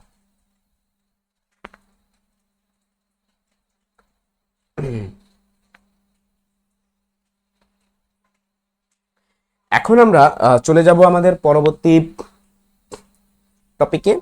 দেখি আমাদের পরবর্তী টপিকের নাম হচ্ছে বৃষ্টির ম্যাথ। আগে চলো বেসিক শিখে আসি। বৃষ্টির ম্যাথের বেসিকগুলো কি দেখো, প্রথমত হচ্ছে বৃষ্টি কিভাবে পড়ে আমাদেরকে অ্যানালিসিস গুলো করতে হবে। হ্যাঁ, আমি যদি তোমাদেরকে কিছু ভেঙে ভেঙে বুঝাই, ধরো এটা হচ্ছে আমাদের ভূমি, হ্যাঁ, একজন ব্যক্তি সে এই বরাবর হাঁটতেছে, হ্যাঁ, আচ্ছা, তো সে হাঁটতেছে এই বরাবর, আর বৃষ্টি কিন্তু আমরা জানি খাড়া নিচের দিকে পড়ে। এখন বৃষ্টি যখন পরে তখন কিন্তু সে 90 ডিগ্রি অ্যাঙ্গেলেই রওনাটা হয়েছিল। কিন্তু একটা ঘটনা ঘটবে, ঘটনা হচ্ছে এই লোক যখন সামনে আগাচ্ছে, বৃষ্টি যখন পড়তেছে, খেয়াল করে দেখো একটা বিন্দু থেকে দুইটা ভেক্টর ছড়াচ্ছে। তো আমরা জানি কোনো বিন্দু থেকে দুইটা ভেক্টর ছড়ানো মানে কি, অবশ্যই এখানে লব্ধি কাজ করবে। এখন এই লব্ধিটা কাজ করবে কার কার উপর সেটা আগে জানতে হবে। এখানে ব্যাপারটা হলো আপেক্ষিক বেগ। এখানে যে কনসেপ্টটা, সে কনসেপ্টের নাম কি, আপেক্ষিক বেগ। এখন তোমাদের প্রশ্ন, আপেক্ষিক বেগ কাকে বলে? আপেক্ষিক বেগ কাকে বলে, যে একটি বেগের সাপেক্ষে আরেকটি বেগকে আমরা আপেক্ষিক বেগ বলে থাকি। এখন লোক তো এদিক যাইতেছে, বৃষ্টির দিকে পড়তেছে, তাহলে আপেক্ষিক বেগটা কার? খেয়াল করে দেখো, আমরা আলটিমেটলি কার বেগ বের করি? আমরা বৃষ্টির বেগ বের করি। কারণ তুমি যখন ছাতা ধরবা, তুমি তো বৃষ্টিটাকে প্রশমিত করার জন্য ছাতা ধরবা, তাই না? ধরো তোমার বৃষ্টি পড়তেছে 30 ডিগ্রি অ্যাঙ্গেলে, লব্ধি যে অ্যাঙ্গেলটা, তাহলে তোমাকে ছাতা ধরতে হবে 30 ডিগ্রি অ্যাঙ্গেলে, তাহলে তুমি আপেক্ষিক বেগটা কার নির্ণয় করবা? বৃষ্টির। তাহলে ব্যাপারটা হবে এরকম যে লোকের সাপেক্ষে বৃষ্টির বেগ, তাহলে আমরা আলটিমেটলি কি বের করি? লোকের সাপেক্ষে বৃষ্টির বেগ নির্ণয় করি। এখন আপেক্ষিক বেগে এই সাপেক্ষে বইলা দিলে একটা ভেক্টর ঘুরাই ফেলতে হয়। কেন, আমি সেটা বুঝাই বলি। ধরো এই বরাবর 6 কিলোমিটার পার আওয়ার বেগে একজন লোক যাইতেছে, ঠিক আছে, আরেকজন লোক, দ্বিতীয় লোক 5 কিলোমিটার পার আওয়ার বেগে যেতেছে। আমি যদি কোয়েশ্চেন করি যে প্রথম লোকের বেগটা দ্বিতীয় লোকের চেয়ে কত বেশি, তুমি উত্তর দিবা খুবই সহজ, 1 কিলোমিটার পার আওয়ার। আমি যদি অন্যভাবে প্রশ্ন করি যে দ্বিতীয় লোকের সাপেক্ষে প্রথম লোকের বেগ কত, তখন তুমি কি বলবা? তখন তুমি বলবা হচ্ছে দ্বিতীয় লোকের সাপেক্ষে, তার মানে দ্বিতীয় লোকটা পরে হবে। কার তুমি বেগ বের করতেছো? প্রথম লোকের। প্রথম লোকের বেগটা আগে হবে, তারপর তুমি মাইনাস করে দিবা। তাহলে উত্তর কত আসছে? 1 কিলোমিটার পার আওয়ার। একটা চিন্তা করে দেখো, আমার প্রশ্নের আনসার কিন্তু এটাই ছিল যে দ্বিতীয় লোকের সাপেক্ষে প্রথম লোক কিন্তু 1 কিলোমিটার পার আওয়ার করে আগে দিতেছে। মানে 1 ঘন্টা পরে প্রথম লোক গেল 6 কিলোমিটার আর দ্বিতীয় লোক গেল 5 কিলোমিটার। তাহলে বলো তো 1 ঘন্টা পর প্রথম লোক দ্বিতীয় লোকের চেয়ে কতটুকু আগে গেল? 1 কিলোমিটার আগে গেল। এটাই তো আপেক্ষিক বেগ। একজনের সাপেক্ষে আরেকজন কতটুকু চেঞ্জ হলো। ক্লিয়ার? আর এই চেঞ্জটা বের করতে গেলে অবশ্যই মাইনাস ইউজ করতে হবে। আমরা কোনো কিছু চেঞ্জ কেমনে বের করি? মাইনাস করে না। আচ্ছা, তাহলে এই জিনিসটা দ্বারা আমরা কি বুঝলাম? বুঝলাম যে যার সাপেক্ষে নির্ণয় করব তাকে মাইনাস করে নিতে হবে। ক্লিয়ার? তাহলে এখানেও সেম কাহিনী, যে আমরা লোকের সাপেক্ষে অঙ্কটা করতেছি, তাহলে লোকের বেগটাকে মাইনাস করতে হবে। তাহলে ডিরেকশন 180 ডিগ্রি অ্যাঙ্গেলে কি হবে? ঘুরাতে হবে। ঠিক আছে? ডিরেকশন 180 ডিগ্রি অ্যাঙ্গেলে ঘুরাতে হবে। তাইলে আমরা লোকটা এদিকে যেতেছে, কিন্তু আমরা যার সাপেক্ষে নির্ণয় করতেছি তাকে তো 180 ডিগ্রি অ্যাঙ্গেলে ঘুরাইতে হয়। তাহলে এই অ্যাঙ্গেলটা আমরা 180 ডিগ্রি অ্যাঙ্গেলে ঘুরাই দিব। ঠিক আছে? এই তাহলে এখন লব্ধিটা যখন নির্ণয় করব, এইটা নিয়ে আর অঙ্কটা করব না, আমরা অঙ্কটা করব এইটা নিয়ে। ঠিক আছে? তাহলে এই বরাবর লোকের বেগের মান তো চেঞ্জ হবে না, এই বরাবর মান যা, এই বরাবর মান তা, আর বৃষ্টি হইতেছে এই বরাবর। তাহলে বলো তো লব্ধি কোন দিকে হবে? লব্ধি হচ্ছে এই দুটার মাঝে। তা আমি ধরে নিলাম এই বরাবর। ঠিক আছে? উল্লম্বের সাথে থেটা অ্যাঙ্গেল ক্রিয়েট করবো। ঠিক আছে? তাহলে এই বরাবর হইতেছে বৃষ্টির বেগ। আমি বৃষ্টির বেগকে ধরো হচ্ছে ভি ধরলাম, এই ভি ধরলাম, হ্যাঁ, ভি রেইন ধরলাম, আর লোকের বেগকে ভি ম্যান ধরলাম। ঠিক আছে? তাহলে বলো তো এই থেটাটা কিভাবে বের করবো? আমরা খুবই সহজভাবে বলতে পারি, তেরা লম্বা ভূত। তেরা লম্বা ভূত, লম্বা। এখন এই জায়গায় যদি আমি চিন্তা করে দেখি, থেটা যার সাথে সে হলো ভূমি, এটা কিন্তু ভূমি। ঠিক আছে? আর বাকিটা হবে লম্ব। তাহলে লম্বা হইতেছে ভিএম, তাহলে ভিএম, হ্যাঁ, তেরা লম্বা ভূত। ভূত তাহলে কোনটা হবে? VR, VR. তাহলে জিনিসটা কি দাঁড়াচ্ছে? থেটা সমান সমান, হ্যাঁ, ট্যান ইনভার্স, ট্যান ইনভার্স, উপরে হবে লোকের বেগ, উপরে হবে লোকের বেগ, আর নিচে কি হবে? বৃষ্টির বেগ। এই হচ্ছে আমাদের বৃষ্টির বেসিক ম্যাথ। ঠিক আছে? লোকের বেগ আর বৃষ্টির বেগ, শেষ। তো এটা হচ্ছে বেসিক ম্যাথ এবং এগুলো দিয়ে পরীক্ষায় আসে। এখন আমরা একটু অ্যাডভান্স ম্যাথে চলে যাব। সেই অ্যাডভান্স ম্যাথগুলোর মধ্যে কি কি থাকতে পারে? অ্যাডভান্স ম্যাথে থাকতে পারে হচ্ছে অতিরিক্ত যদি কোনো বায়ু অ্যাড করে দেয়। ঠিক আছে? এই অ্যাডভান্স বলতে এত অ্যাডভান্স না, খুবই নর্মাল, যে বায়ু থাকলে, ঠিক আছে, অতিরিক্ত বায়ু থাকলে তখন কি ঘটনা ঘটবে? ধরো এই যে এই বরাবর একটা লোক যাইতেছিল, ঠিক আছে, এই বরাবর একটা লোক যাচ্ছিল, ভি ম্যান, সেটা সমান সমান ধরো 5 কিলোমিটার পার আওয়ার। হ্যাঁ, এখন এক্সটার্নাল ধরো আমি একটা বায়ু প্রবাহ হইলো, হ্যাঁ, এক্সটার্নাল একটা বায়ু প্রবাহ হইলো এই বরাবর, তাহলে আমি এটাকে ভি এ এর নাম দিলাম কত? 3 কিলোমিটার পার আওয়ার। ওকে, আর বৃষ্টি ধরো পড়তেছে এই বরাবর 4 কিলোমিটার পার আওয়ার। এখন প্রশ্ন হচ্ছে কত ডিগ্রি কোণে ছাতা ধরতে হবে। ক্লিয়ার? তাহলে প্রশ্নটা হচ্ছে কত ডিগ্রি কোণে ছাতা ধরতে হবে। এখন তিনটা ভেক্টর হয়ে গেছে, গেল একটা ঝামেলা। তিনটা ভেক্টরকে দুইটা ভেক্টর বানাইতে হবে। কিভাবে সম্ভব? প্রথম কথা হচ্ছে আমরা যত কিছুই করি না কেন অবশ্যই আপেক্ষিক বেগ কনসেপ্টটা নিয়ে আসতে হবে। আপেক্ষিক বেগের কনসেপ্টে সব সময় লোকের সাপেক্ষে সবসময় নির্ণয় করতে হয়। আর লোকের সাপেক্ষে যার সাপেক্ষে নির্ণয় করব তার অ্যাঙ্গেলটা 180 ডিগ্রি করে ঘুরাই ফেলতে হয়। তাহলে লোক যেতেছে এই বরাবর, তুমি অঙ্কটা এই বরাবর ধরে করতে পারবে না, তোমাকে এটা ঘুরাই দিতে হবে। তাইলে ঘুরাই যদি আমরা দিই তাহলে কি দাঁড়ায় দেখো তো, এই যে এই বরাবর এখন কাজ করবে ভিএম, তার মানটা হবে 5। এই বরাবর 5 ছিল, এই বরাবর 5 হয়ে যাবে। তাহলে চিন্তা করে দেখো তো এই বরাবর তাহলে কয়টা ভেক্টর এখন কাজ করতেছে? এই বরাবর একটা ভেক্টর কাজ করতেছে 5, আর একটা ভেক্টর কাজ করতেছে 3। তাহলে আমরা এটা বলতে পারি যে এই বরাবর কাজ করতেছে 5 যোগ 3 মানে 8। এটাকে আমি ভিটি নাম দিলাম 8। আর এই বরাবর কাজ করতেছিল ভিআর সমান সমান 4। তাহলে বলো তো লব্ধি কোন দিকে হবে? লব্ধি এই দিকে আমি ধরলাম থিটা। ঠিক আছে? এটাকে আমি থিটা ধরলাম। তাহলে সেই ক্ষেত্রে কি হবে? ট্যান থিটা সমান সমান আমাদের কি দাঁড়াচ্ছে? উপরে হবে লোকের বেগ। তাহলে এখন লোকের বেগটা কি দাঁড়াইলো? লোকের বেগটা তো যে লব্ধি হয়ে 8 হয়ে গেল, ওই বাতাসের সাথে এটা যোগ হয়ে গেছে। ঠিক আছে? মানে লোকে যাইতেছে এদিকে, বাতাস বইতেছে এদিকে, হ্যাঁ, সেই ক্ষেত্রে এই দুটো যোগ হয়ে যায়। তাহলে শর্টকাটটা কি? লোক যেদিকে যায় তার উল্টা দিকে যদি বাতাস বয় তাহলে দুটো যোগ হবে, এটা হলো শর্টকাট। তাহলে উপরে আমাদের 8 আর নিচে কত? 4। ঠিক আছে? এখান থেকে আমরা থিটাটা বের করে ফেলতে পারবো। মানে আরেকটা ম্যাথ হইতে পারে যে লোকটা যেতেছে এদিকে, বাতাসও বইতেছে এদিকে, সেক্ষেত্রে কি হবে? সেই ক্ষেত্রে লোকটার বেগটাকে আমরা ঘুরাই দিব। ঠিক আছে, তাহলে লোক হইতাছে এদিকে 5, বাতাস এদিকে 3, তাহলে ঘুরে দেওয়ার ফলে দুটা বিপরীত দিকে থাকতেছে, এই জন্য 5 বিয়োগ 3 হবে। তখন সেক্ষেত্রে হবে উপরে হবে 2 আর নিচে হবে 4। ক্লিয়ার? তাহলে এই ফর্মুলার এই জিনিসটা আমরা কখন পেলাম বলতো, যে লোক ও বাতাস বিপরীত দিকে থাকলে, ঠিক আছে, বিপরীত দিকে যদি থাকে তখন তাহলে তখন অ্যাকচুয়ালি ফর্মেটটা তাহলে কি দাঁড়াইলো, অ্যাকচুয়াল ফর্মেট যে tan থিটা সমান সমান লোকের বেগ মানে vm প্লাস বাতাসের বেগ ডিভাইডেড বাই কত,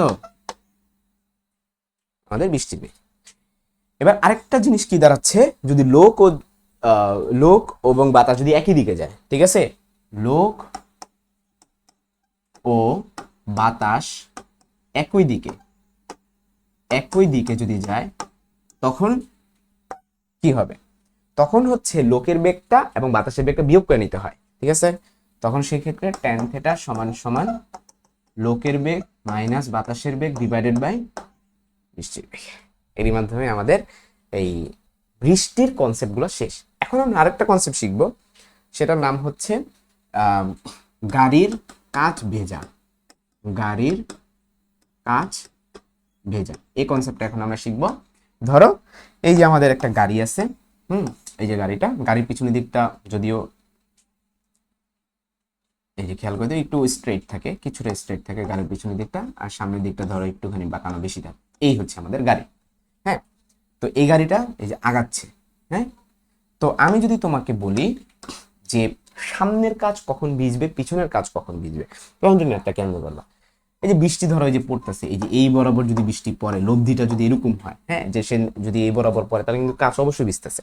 আবার এই বরাবর যদি পড়ে, হ্যাঁ, কাজ কিন্তু অবশ্যই ভিজতেছে। এখন আমার প্রশ্ন হলো কাজ কখন ভিজবে না, কাজ কখন ভিজবে না, একটু চিন্তা করে দেখো, কাজ ভিজবে না যদি এই বরাবর যদি বৃষ্টি পড়ে। এটা যেটা প্রায় অসম্ভব, বৃষ্টি এই বরাবর পড়ে না, বাট যদি পড়ে তাহলে সেক্ষেত্রে এই বরাবর যদি বৃষ্টি পড়ে তাহলে আমরা বলবো সামনের কাজ ভিজবে না। আর পিছনের কাজ কখন ভিজবে না, যদি এই বরাবর বৃষ্টি যায়, পিছনের কাজ কিন্তু ভিজবে না। কিন্তু এই বরাবর হইলে পিছনের কাজ ভিজবে, এই বরাবর হইলে পিছনের কাজ ভিজবে। মানে সহজ বাংলা ভাষায় পিছনে যে একটা অ্যাঙ্গেল ক্রিয়েট হয়েছে, হ্যাঁ, আমরা যদি উল্লম্বের সাথে একটা অ্যাঙ্গেল ধরি, এই অ্যাঙ্গেলটা, এই অ্যাঙ্গেলটাকে আমরা কি বলবো, যে গাড়ির ছাদের সাথে কাচের কোণ। এই অ্যাঙ্গেলটাকে আমরা বলবো গাড়ির ছাদের সাথে কাচের কোণ, এটাকে আমি নাম দিলাম θ1। ঠিক আছে, তাহলে θ1 হচ্ছে গাড়ির ছাদের সাথে কাচের কোণ, এটাকে আমি নাম দিলাম θ1। এখন এটা তো তোমাকে প্রশ্ন দিয়ে দিবে যে একটা গাড়ি যে বানানো হয়েছে সেই কাজটা কত ডিগ্রি অ্যাঙ্গেল আছে, তোমাকে প্রশ্ন দিয়ে দিবে। তুমি বের করবা কি, তুমি বের করবা হচ্ছে যে কত ডিগ্রি অ্যাঙ্গেলে বৃষ্টি পড়তেছে, মানে লব্ধি যে কোনটা। ঠিক আছে, কারণ তুমি ধরো বের করে তুমি পাইলা এই বরাবর θ2, হ্যাঁ, সেটা তুমি পাইলা θ1 হচ্ছে বড়, তাহলে কি কাজ কি ভিজবে, ভিজবে না। তাহলে মোট কথা হচ্ছে আমরা লব্ধি কোণ নির্ণয় করব। ঠিক আছে, এটার নাম দিছি θ1। আর θ2 হচ্ছে ধরো লব্ধি কোণ, লব্ধি কোণ। এখন যদি এমন ঘটনা ঘটে যে θ2 গ্রেটার দেন θ1, তাহলে আমরা কি বলবো, ও তো এই অ্যাঙ্গেল করে চলে যাবে, কাজ তো ভিজবে না। তখন বলবো যে কাজ ভিজবে না। ঠিক আছে, কাজ ভিজবে না। কিন্তু যদি θ2 এর মান যদি θ1 এর চেয়ে ছোট হয়, তখন কি হবে, তখন কিন্তু এইভাবে বৃষ্টি পড়বে, তখন কিন্তু এটা ভিজে যাবে। ক্লিয়ার? আচ্ছা, তখন আমরা কি বলবো, কাজ ভিজবে। তাহলে এই অঙ্কগুলোর মেইন কনসেপ্টটা হচ্ছে লব্ধি কোণ নির্ণয় করা। শেষ। লব্ধি কোণ কেমনে নির্ণয় করবো ভাইয়া, লব্ধি কোণ নির্ণয় টেকনিক শিখিয়ে দিছি। ওকে, সো এই ছিল আমাদের বেসিক, যে গাড়ির কাজ ভিজবে কি ভিজবে না সেটার বেসিক। ঠিক আছে, আচ্ছা এখন আসো যে ম্যাথগুলো কিভাবে করবা। ম্যাথগুলো খুবই সহজ। তো গাড়ি যত বেগে ধরো সামনে আগাইতেছে, ওটাকে আমরা কি করবো, বুঝি 90 ডিগ্রি 180 ডিগ্রি অ্যাঙ্গেল ঘুরাই দিব, মানে আগের ম্যাথের মতো। ক্লিয়ার? তাহলে গাড়ি যদি ভি কার যদি সামনে যদি আগাইতে থাকে, তুমি অবশ্যই ওকে পিছনের দিকে ঘুরাই দিবা। ঠিক আছে, পিছনের দিকে ভি কার দিবা, আর এই বরাবর হচ্ছে ভি রেইন। ঠিক আছে, তারপর তুমি এটা লব্ধি নির্ণয় করবা, যে থেটাটা নির্ণয় করবা, এবং এই থেটাকে আমি নাম দিচ্ছি θ2। তাহলে এই θ2টা কি দাঁড়াচ্ছে, tan θ2 সমান সমান tan θ2 সমান সমান দাঁড়াবে হচ্ছে, উপরে ছিল আমাদের লোকের বেগ, তাহলে এখানে কি হবে গাড়ির বেগ, তাহলে গাড়ির বেগটা কত ভিসি। ঠিক আছে, আর নিচে হবে ভি রেইন। এখান থেকে এই θ2 দেন তুমি কম্পেয়ার করবা এই থেটা টুটাকে তুমি কম্পেয়ার করবা থেটা ওয়ানের সাথে, থেটা ওয়ান উদ্দীপকে দিয়ে দিবে। যদি দেখো theta two greater than theta one হয়েছে তাহলে কি ভিজবে না, যদি দেখো theta two less than theta one হয়েছে তাহলে ভিজবে। আশা করি তোমাদের পুরোপুরি ক্লিয়ার হয়ে গেছে। ওকে, আচ্ছা। আর যদি এখানে বাতাস বয় তাহলে কোন কনসেপ্টটা নিয়ে আসবা? বাতাস বইলে এই যে এই কনসেপ্টটা নিয়ে আসবা। ঠিক আছে, খুবই সহজ। বাতাস বলে কিছুই না, ওই ভি এম এর জায়গায় এখন হবে VC minus VA divide by VR. হ্যাঁ, বাতাস বইলে, বাতাস বইলে তখন কি করবা? tan থেটা টু সমান সমান কারের মাইনাস ভিএ ডিভাইডেড বাই কত হবে? ভিআর। ক্লিয়ার? এটা কখন? যে তোমার ওই বাতাস এবং লোক যদি একই দিকে হয়, আর যদি ভিন্ন দিকে হয় তাহলে ভিএম প্লাস ভিএ। আশা করি বুঝতে পারছো। ওকে, আচ্ছা, তাহলে এটা হবে প্লাস মাইনাস, এটা প্লাস মাইনাস দিয়ে দিলাম। সো এর মাধ্যমে আমাদের গাড়ির কাজ ভেজার কনসেপ্টটা ক্লিয়ার হয়ে গেল। এখন আমরা এইটার ম্যাথ সলভ করব। ঠিক আছে, তো সর্বপ্রথম যে ম্যাথটা আমাদের আছে, একটা ম্যাথই সলভ করবো আজকে আমরা, বৃষ্টি রিলেটেড বা গাড়ির কাজ ভেজা রিলেটেড। সেটা ঢাকা বোর্ড 2023 সালে আসছে। প্রশ্নটা পড়ো, একটি গাড়ির পিছনের গ্লাস ছাদের সাথে 30 ডিগ্রি কোণে হেলানো। তার মানে আমি যেভাবে পড়াইছি ওই অনুযায়ী থেটা ওয়ান 30 ডিগ্রি। ঠিক আছে, তারপর কি বলছে? ভি ইকুয়াল টু 18i বেগে একটি গাড়ি রাস্তায় চলতেছিল। দ্যাট মিনস যে যদি আমি গ নাম্বারের কথা চিন্তা করি, এই বরাবর ভি সমান সমান 18i বেগে চলতেছে। তাহলে আমি যদি মানের কথা বলি, মান হবে 18, এবং এটা যেহেতু গাড়ি তাহলে আমরা ভিসি বলতে পারি। ঠিক আছে, তাহলে সুন্দর করে লিখি ভিসি সমান সমান কত? 18। আমরা গাড়িটাও এঁকে ফেলি, এই যে গাড়িটা। ঠিক আছে, এরপরে কি বলছে? হঠাৎ বৃষ্টি ইউ সমান সমান -12 যে বেগে পড়া শুরু করলো। এখন -12 যে মানে কি? যে প্লাস মানে হলো উপরের দিক, ওয়াই অক্ষ। আমরা যদি অক্ষ চিন্তা করি, এটা হচ্ছে এক্স অক্ষ, এটা হচ্ছে ওয়াই অক্ষ। এক্স অক্ষে এই বরাবর আই ভেক্টরটি আসে, এই বরাবর জে ভেক্টরটি আসে। তাহলে আমরা কি বলতে পারি? মাইনাস জে মানে কি? নিশ্চয়ই এইদিকে, এন্ড বৃষ্টিটা এই বরাবরই যায়, এটা আমরা জানি। তাহলে এখন যে কাজটা করব,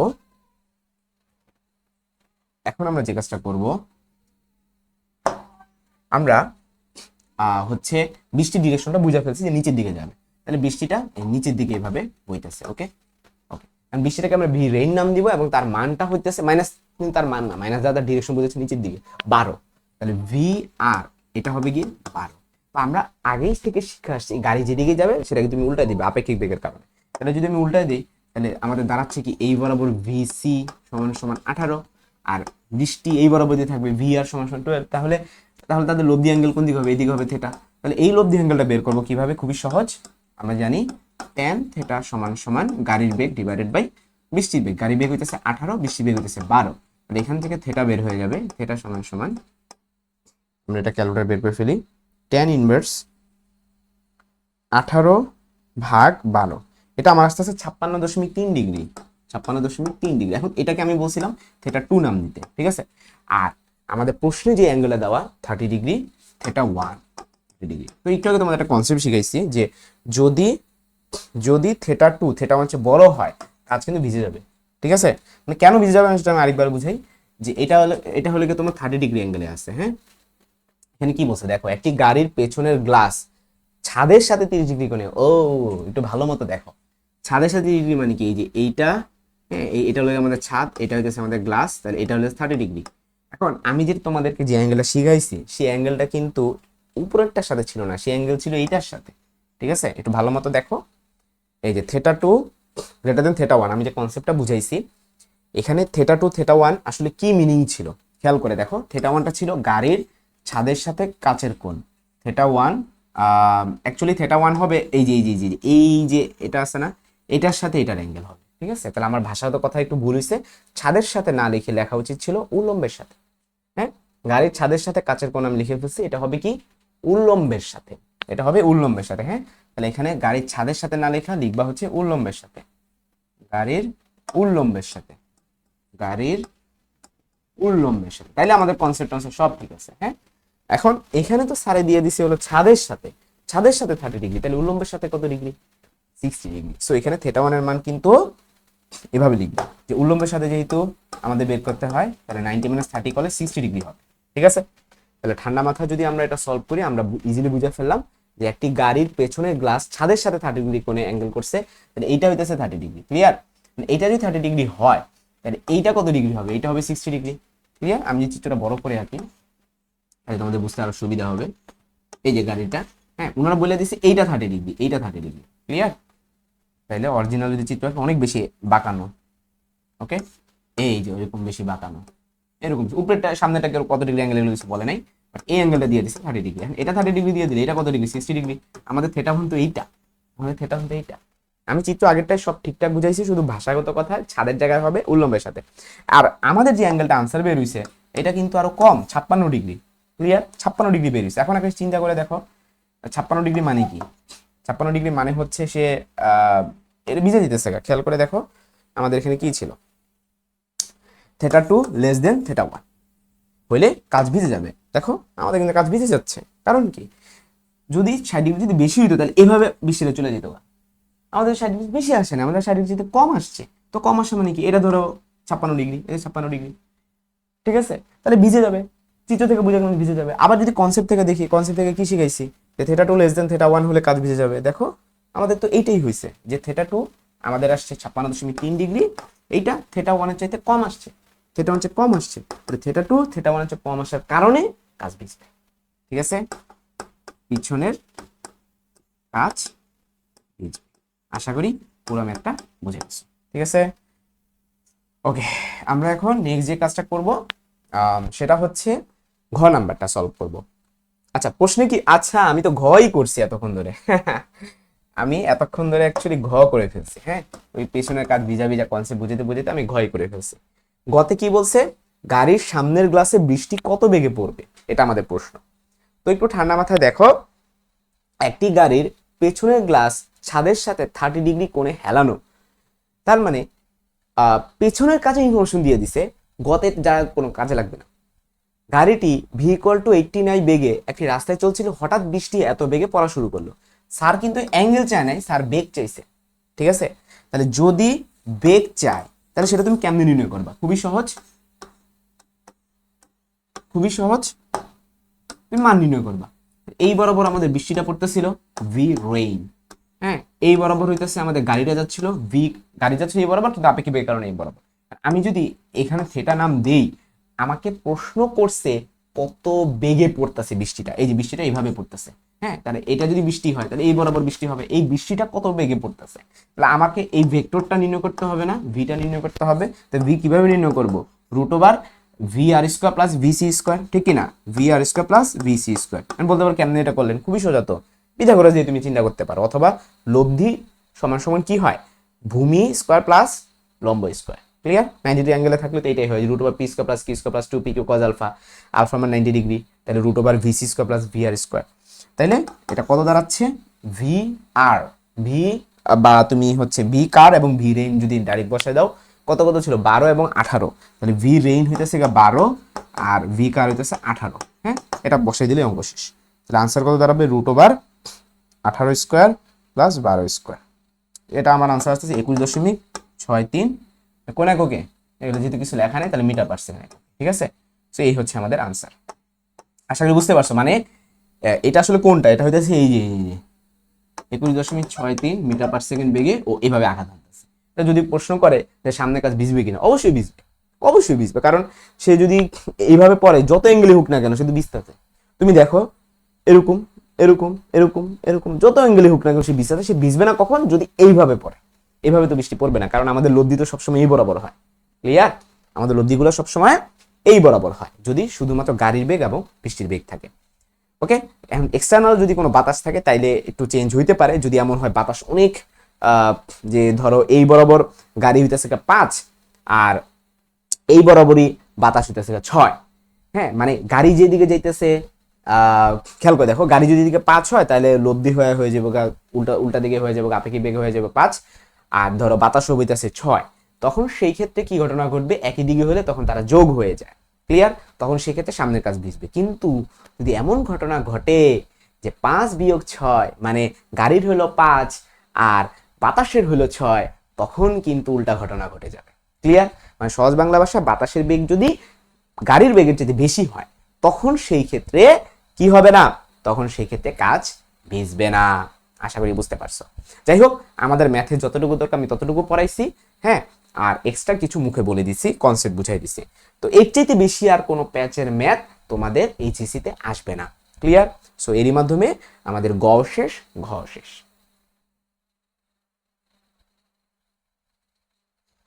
ওকে, নেক্সটে এখন আমরা পরবর্তী সিকিউতে চলে যাব। আমাদের আজকের টাইপ 3, 2 এর অধিক বলের লব্ধি। ধরো তখন তো আমরা 2টা বলের লব্ধি শিখছি, তাই না? এখন যদি 3-4টা বল থাকে তখন কেমনে সলভ করবা? দেখো, ধরো এই হচ্ছে আমাদের এক্স অক্ষ, এই হচ্ছে আমাদের ওয়াই অক্ষ। হ্যাঁ, এখন এই বরাবর একটা বল কাজ করতেছে, সেটার নাম আমি দিলাম হচ্ছে F1। এই বরাবর একটা বল কাজ করতেছে F2, এই বরাবর F3, এই বরাবর F4, এই বরাবর F5। এতগুলা বলের লব্ধি আমরা কেমনে নির্ণয় করবো? আমি জানি না কোন জায়গায় হবে লব্ধি, আমি মনে মনে ধরে নিলাম, আমার মন চাইলো আমি এই জায়গায় F ধরে নিলাম লব্ধি, এবং সেটাকে অ্যাঙ্গেল হিসেবে আমি থিটা ধরে নিলাম। ঠিক আছে, এখন তুমি যে কাজটা করবা, নাম দিবা ও এক্স ও ওয়াই। হ্যাঁ, তাহলে হবে ও এক্স বরাবর উপাংশ, ও এক্স বরাবর যত উপাংশ আছে সব নিবা। ও এক্স বরাবর কে কে আছে খেয়াল করে দেখো, F1 বলটা ও এক্স বরাবর নিবা। এখন F1 বল তো ও এক্স বরাবরই আছে, তার মানে সে 0 ডিগ্রি অ্যাঙ্গেলে আছে। তাহলে এটাকে আমরা লিখতে পারি F1 উপাংশ নিব, উপাংশ নেওয়া মানে cos। তাহলে কত হবে cos কত ডিগ্রি? 0 ডিগ্রি। এবার আসো F2, F2টাকে তুমি কি করবা? ও এক্স বরাবর নিবা।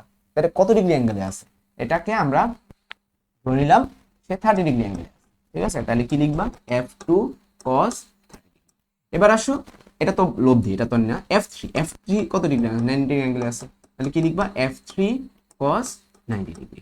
এবার আসো F4, ধরো এটা দিয়ে দিল 60 ডিগ্রি, তাহলে 90 আর 60 কত? 150 ডিগ্রি। তাহলে কত হবে? F4 cos 150 degree. আর এটা এই বরাবর, তাহলে পুরোটা হিসাব করলে সবসময় একই দিকে অ্যাঙ্গেলে যাবে, 270 ডিগ্রি। ঠিক আছে, তাহলে কি হবে? F5 cos 270 degree. এখন এই পুরাটা কিসের সমান? এই পুরাটা হবে এই লব্ধির উপাংশের সমান। এখন লব্ধি হলো F আর উপাংশ হলো cos থিটা। ঠিক আছে, মানে ওরও cos নিবা, এই cos হলো পুরোটা হলো থিটা। তাহলে জিনিসটাকে আমরা এইভাবে বলতে পারি যে F cos থিটা সমান সমান, এই পুরোটা ক্যালকুলেটর বসালে তো একটা মান পেলাম। হ্যাঁ, গেল। এবার আমরা OY বরাবর উপাংশ নিব, OY বরাবর উপাংশ। এখন OY মানে হচ্ছে OX 90 ডিগ্রি, তো আমাদের 90 ডিগ্রি হলে cos গুলো sin হয়ে যায়। তাহলে সেই ক্ষেত্রে F cos থিটা হয়ে যাবে F sin থিটা। ঠিক আছে, F1 cos 0 ডিগ্রি, এটা হয়ে যাবে কি? F1 sin 0 degree. তারপরে F2 cos 30 ডিগ্রি, এটা হয়ে যাবে F2 sin 30 ডিগ্রি। তারপর এভাবে এটা সব সাইন হয়ে যাবে। তাহলে সাইন হয়ে গেলে আমরা কি পাচ্ছি? F sin থিটা সমান সমান একটা মান পাচ্ছি। এবার একটা জিনিস খেয়াল করে দেখো, এটাকে যদি 1 নং, এটা যদি 2 নং দেই, 1 স্কয়ার প্লাস 2 স্কয়ার করলে আমরা কার মান পাবো বলো তো? F এর মান পাবো। 1 স্কয়ার প্লাস 2 স্কয়ার করলে F square cos square theta plus F square sin square theta. F square common নিলে cos square plus sin square theta মান 1। সেক্ষেত্রে আমরা F এর মানটা পেয়ে যাব। আর যদি আমরা 2/1 প্রয়োগ করি, তখন কিসের মান পাবো বলো তো? তখন tan থিটা পাবো। এই থিটাটাই হচ্ছে আমাদের লব্ধির কোণ, আর Fটাই হচ্ছে লব্ধি। আশা করি তোমাদেরকে কনসেপ্ট পুরোপুরি বুঝাইতে পারছি। ম্যাথ করলে আরো ক্লিয়ার হবে। দেখো, এরকম একটা ম্যাথ কিন্তু আসছে রাজশাহী বোর্ড 2024 সালে। এইখানে ভেক্টরগুলো কি কি দিছে ভালো মতো দেখো। এই বরাবর একটা ভেক্টর কাজ করতেছে F1 ভেক্টর, এবং তার মান হচ্ছে 11। ওকে, তারপরে F2 ভেক্টর কাজ করতেছে এই বরাবর, যেটা 60 ডিগ্রি। এই বরাবর এটার সাথে 60 ডিগ্রি হলে এটার সাথে কত হবে? 150 ডিগ্রি, নাকি 90 আর 30 120 ডিগ্রি হবে। তাহলে আমরা এটা লিখে ফেলাম 120 ডিগ্রি। তারপর F3টা কত? এটা 30 ডিগ্রি। তাহলে এই পুরোটা কত হবে বলো তো? এই পুরো ছিল 270, 270 থেকে 30 চলে গেলে 240 ডিগ্রি। হ্যাঁ, তাহলে আমরা মোট 3টা অ্যাঙ্গেল কিন্তু পেয়ে গেলাম। তাহলে সবচেয়ে ভালো হয় এই অ্যাঙ্গেলগুলো আলাদা আলাদা লেখা নিলে। হ্যাঁ, আমরা এখন এগুলো লিখবো। তাহলে গ নাম্বার সলভটা যখন তুমি করবা, প্রশ্নে কি বলছে? বস্তু কণার উপর ও এক্স বরাবর ক্রিয়াশীল লব্ধি বলের মান নির্ণয় করা। তার মানে পুরো অঙ্ক না, শুধু ও এক্স বরাবরটা নির্ণয় করবো। তো ও এক্স বরাবর মানে কি? ও এক্স বরাবর ওই F cos থিটা ছিল, তাই না? এটাই নির্ণয় করতে বলছে। ও এক্স বরাবর, ও এক্স বরাবর, ঠিক আছে, বল। তাহলে কি হবে বলো তো? প্রথমে F1 cos থিটা 1, প্রথম বলের জন্য যে অ্যাঙ্গেলটা। ঠিক আছে, প্রথম বলটা ও এক্স বরাবরই আছে, তার মানে 0 ডিগ্রি হবে। থিটা 1 এর মান 0 ডিগ্রি। এটা আমরা একটু পরে মান বসাবো। দ্বিতীয় বলের জন্য কত হবে? F2 cos theta 2। তৃতীয় বলের জন্য কত হবে? F3 cos theta 3। এবার মানগুলো বসাই দিই। F1 এর মানটা কত? 11। তাহলে 11 cos 0 ডিগ্রি। F2 এর মান কত? 22। তাহলে কি দিব? 22 cos কত ডিগ্রি জানি ছিল? 90 আর 30 20 ডিগ্রি। F3 এর মান হচ্ছে 33, আর 33 cos কত ডিগ্রি জানি ছিল? 270 - 30 240 ডিগ্রি। এখন তুমি ক্যালকুলেটর নাও, এটা আষ্টুস বসায় দাও। তাহলে 11 যোগ 22 cos 120 ডিগ্রি যোগ 33 যোগ 33 cos কত 240 ডিগ্রি। সো এখানে আমার আনসারটা আসতেছে -16.5। ঠিক আছে, মাইনাস আসতে পারে, -16.5, এটাই আমাদের আনসার। এবার ঘ নাম্বারে চলে যাই। বল প্রয়োগের ফলে বস্তু কণাটি কোন দিকে গতিশীল হবে গাণিতিক বিশ্লেষণ পূর্বক মতামত দাও। মানে হচ্ছে লব্ধির কোণ নির্ণয় করতে চাইছে স্যার। ঠিক আছে, তো যেটা আমি অলরেডি শিখাইছি আগেরটায়। তো এটা আমাদের কিন্তু এফ কস থিটা, তো এফ কস থিটা তো বের হয়ে গেল, তাহলে এফ সাইন থিটা চলো বের করে ফেলি। এফ সাইন থিটার ক্ষেত্রে শুধু এখানে সাইন লাগাই দিবা, তাহলে কত হবে 11 sine 0 degree plus 22 sine 120 degree plus 33 sine 240 degree. এখন এটা পুরোটা ক্যালকুলেটরে বসাও। ঠিক আছে, বসালে তুমি একটা মান পাবা। সেই মানটা যদি লিখি 11 সাইন 0 প্লাস 0, তাহলে 22 সাইন 120 ডিগ্রি প্লাস 33 সাইন কত 240 ডিগ্রি। এটা আমার আসতেছে -9.526, -9.526। এখন এটাকে যদি 1 নং দিই আর এটা যদি 2 নং দিই, তারপরে কি করবো 2 ভাগ 1 প্রয়োগ করবো। স্যার এখানে মান চায় নাই, স্যার চাইছে শুধুমাত্র কোন দিক, 2 ভাগ 1 প্রয়োগ করবো। 2 ভাগ 1 প্রয়োগ করলে আমরা যে থিটা পাবো সেটাই আমাদের কারেক্ট আনসার। থিটা যদি নেগেটিভ আসে তুমি প্যারা খাওয়ার কিচ্ছু নাই, সেটা ওই এক্স অক্ষের নেগেটিভ দিকের সাথে অ্যাঙ্গেলটা ক্রিয়েট করছে। এই আমরা এখন চলে যাচ্ছি আমাদের পরবর্তী টাইপ 4, এবং সেটার নাম হচ্ছে স্কেলার গুণফল। তো এই স্কেলার গুণফলটা আমরা আসলে অ্যাপ্লাই করে থাকি কখন, ধরো একটা ভেক্টর এই বরাবর কাজ করতেছে। ঠিক আছে, তো আর আরেকটা ভেক্টর এই বরাবর কাজ করতেছে, আমি নাম দিয়ে দিলাম পি ভেক্টর সমান সমান 2y plus 3j minus 5k। ঠিক আছে, আরেকটা ভেক্টর কিউ কাজ করতেছে -2j মাইনাস 3। এখন তোমারে বললো এই অ্যাঙ্গেলটা বের করে দিতে, তুমি কেমনে করবা? এটার জন্য তুমি তাদেরকে ডট গুণ করবা। তো ডট গুণের সূত্র কি, পি ডট কিউ সমান সমান পি কিউ কস থিটা। ঠিক আছে, এখন আগে ডট গুণফল শিখতে হবে। ডট গুণফলের নিয়মটা হলো আই এর সাথে আই এর গুণ, জে এর সাথে জে এর গুণ, কে এর সাথে কে এর গুণ, দ্যাটস ইট। কারণ কি আই এর সাথে আই এর হচ্ছে তারা যদি একই দিকে থাকে সেটা কিন্তু 0 ডিগ্রি, তাহলে কস 0 মান কিন্তু 1। ঠিক আছে, কস 0 মান কত 1, তাহলে আই হচ্ছে একক ভেক্টর, তাহলে পি এর মান হবে 1, কিউ হচ্ছে একক ভেক্টর, তার মান হবে 1। তখন সেই ক্ষেত্রে আমাদের ডান পাশ পুরোটা 1 হয়ে যাচ্ছে। ক্লিয়ার? তার মানে আই এর সাথে আই এর ডট গুণফল করলে 1 হয়, জে এর সাথে জে ডট গুণফল করলে 1 হয়, কে এর সাথে কে ডট গুণফল করলে 1 হয়, কিন্তু আই এর সাথে জে ডট গুণফল করলে 0 হয়। এগুলো মাথায় রাখবা। সো আই এর সাথে আই এর গুণ, জে এর সাথে জে এর গুণ, কে এর সাথে কে এর গুণ।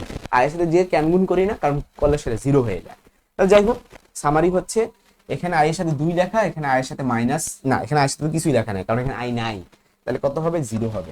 এবার জে এর সাথে জে এর গুণ, এখানে -2, তার মানে কত হবে -6। এরপরে কে এর সাথে কে এর গুণ, এখানে কে এর সাথে -5, এখানে -3, তাহলে -5 গুণন -3। হ্যাঁ, এবার ডান পাশে আসো, পি নির্ণয় করবা। পি হচ্ছে পি ভেক্টরের মান। মান কেমনে নির্ণয় করে, √/i এর সহগের স্কয়ার প্লাস জে এর সহগের স্কয়ার প্লাস কে এর সহগের স্কয়ার। হ্যাঁ, এবার কিউ ভেক্টর সেম ভাবে করবা, -2 স্কয়ার প্লাস কত হবে -3 স্কয়ার ইনটু হবে কত cos θ।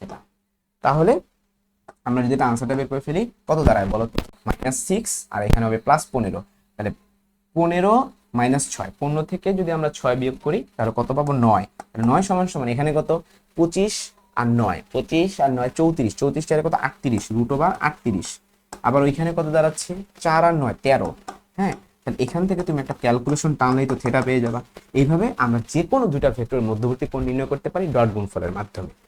ঠিক আছে, আচ্ছা তাহলে দুইটা ভেক্টর লম্ব কিনা সেটাও আমরা চাইলে বের করে ফেলতে পারবো ডট গুণফলের মাধ্যমে। দেখো থিটার মানটা যদি তুমি নির্ণয় করতে যাও কি করবা, খুবই সহজ, পি ডট কিউ করবা, করে যদি দেখো 0 আসছে তাহলে বুঝবা তারা 90 ডিগ্রি। কেন? কারণ cos 90 মান 0, এর জন্য।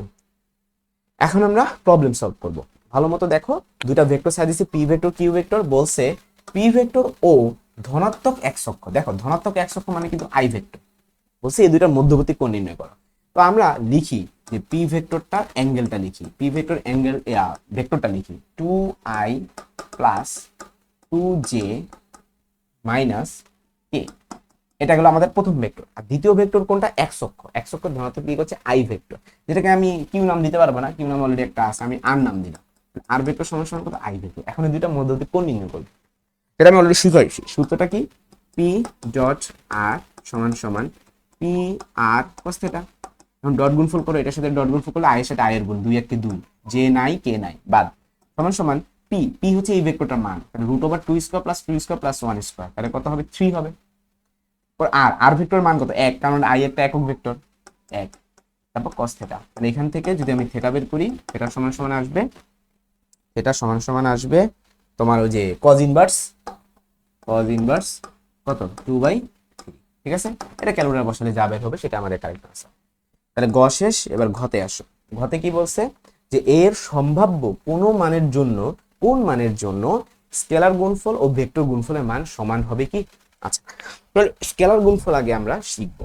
হ্যাঁ, মান নির্ণয় করা শিখবো, যেটা আমরা শিখে ফেলছি যে পি ডট কিউ সমান সমান পি কিউ সাইন থেটা। ঠিক আছে, এই যে মান মান মান তাহলে স্কেলার গুণফলের মানটা কত দাঁড়াচ্ছে, পি এর মানটা আমাদের কত ছিল 3, কিউ এর মানটা কত ছিল, কিউ এর মানটা হচ্ছে আমাদের ছিল হচ্ছে 1।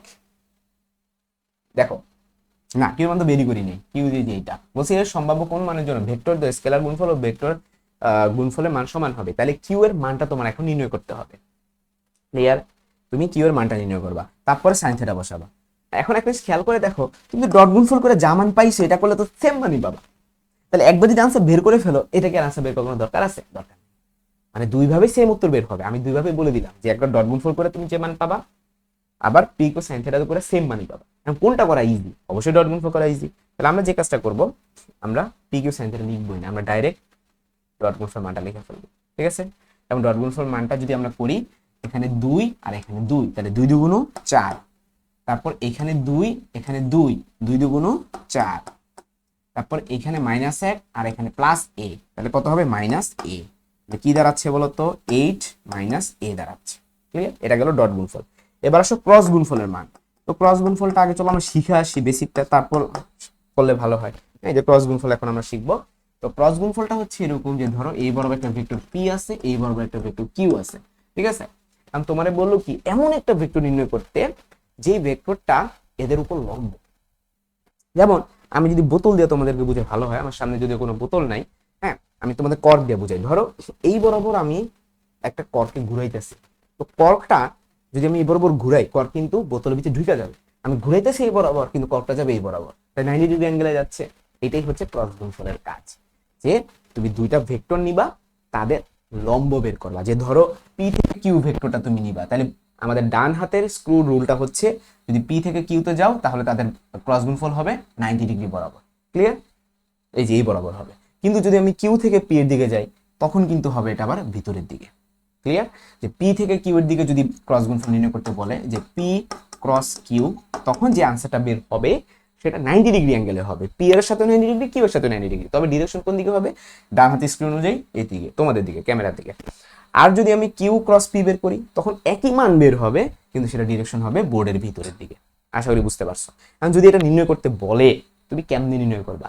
এটা মান নির্ণয় একটা সূত্র আছে, সূত্রটা হইতেছে পি কিউ সাইন থেটা। ঠিক আছে, আর আমাদের যে ডট গুণফল ছিল সেটা ছিল কস থেটা।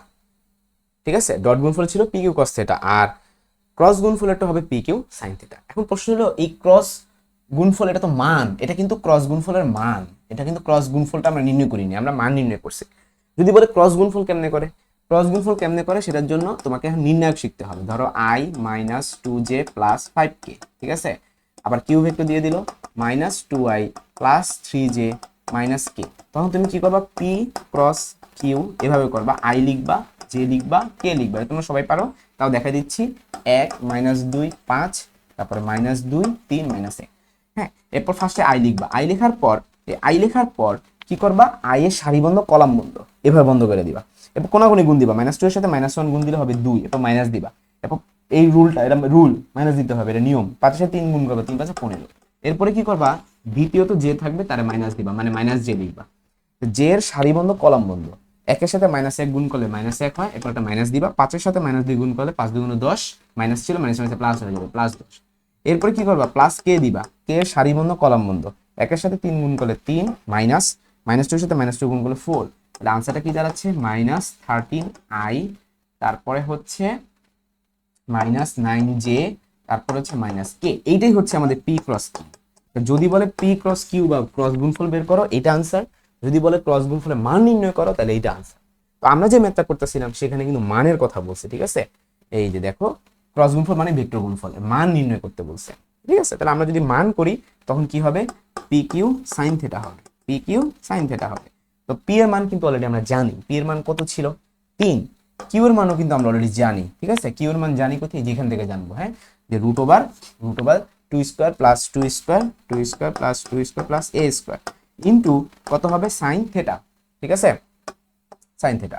এখন একটা জিনিস ঠান্ডা মাথায় চিন্তা করে দেখো তো, এই মানটা আর এই মানটা কখন সমান হচ্ছে? ঠান্ডা মাথায় চিন্তা করে দেখো। স্যার তো বলে নাই যে অ্যাকচুয়ালি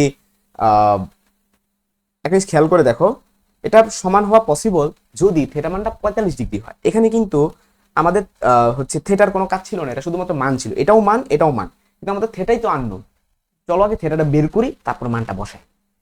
এতটুকু শেষ, যা করছি এতটুকু হয়েছে আমাদের। এখন ঝামেলা হয়ে গেল থেটাটা নিয়ে, ঝামেলা হয়ে গেল থেটাটা নিয়ে। থেটা তো জানি না, থেটা যদি জানি তাইলে কিন্তু ভাই এ বের হয়ে যাবে। তো চলো থেটাটা বের করি। দেখো পি ডট কিউ সমান সমান কি ছিল? পি কিউ কস থেটা না? এটা কিসের সমান হবে? স্যারই তো বলে দিছে যে এর সম্ভাব্য কোন মানের জন্য ভেক্টরদের স্কেলার গুণফল ভেক্টর গুণফলের মান সমান হবে। তাইলে পি ক্রস কিউ এইটাও কত হবে? পি কিউ সাইন থেটা, এই দুটো প্রশ্ন সমান হবে। তো চলো আমরা বের করি। P Q cos theta is equal to P Q sine theta, ধরে আমরা থেটা বের করি। পি কিউ কাটা, এই কস থেটার ডানে নিয়ে যাও, তাহলে এখানে হবে 1 সমান সমান sine theta by cos theta. Sine theta by cos theta মানে কি? Tan theta. ট্যান থেটার মান যদি 1 হয় তাহলে থেটার মান কত? 45 ডিগ্রি। এই যে ঝামেলা আমি পড়ছিলাম থেটা মান জানি না, সেটা এখন সলভ হয়ে গেল। তাহলে থেটার মান আমরা 45 ডিগ্রি বসাই দিব। ক্লিয়ার? আচ্ছা, তাহলে কি দাঁড়াইলো? এই দুটা কিন্তু পরস্পর সমান। এটা আর এটা কিন্তু সমান, তার মানে 8 মাইনাস এ সমান সমান কি হবে বলো তো? এইটা 3 গুণন 4 4 8, তাহলে root over 8 plus a square into sign 45 degree. এখন দেখো বাকি দেন তোমাদের ক্যালকুলেটরের কাজ। এখান থেকে তোমরা সমাধান করে এ বের করবা। কিভাবে বের করবা? খুবই সহজ, উভয়কক স্কোয়ার করে দিবা। উভয়কক স্কোয়ার করলে রুটটা চলে যাবে, ঠিক আছে। এটা হবে 64 minus 16a plus a square, একটা দ্বিঘাত সমীকরণ আসবে। আর ডান পাশে কি আসবে? স্কোয়ার করলে 3 হয়ে যাবে 9, এই রুটটা চলে যাবো, সাইন 45 স্কোয়ার করলে হবে 1/2। তারপর এই মানগুলো সব ওই পাশে নিয়ে যাবা, দ্বিঘাত সমীকরণটা সমাধান করবা, এর মানটা পেয়ে যাবা। আশা করি বুঝতে পারছো।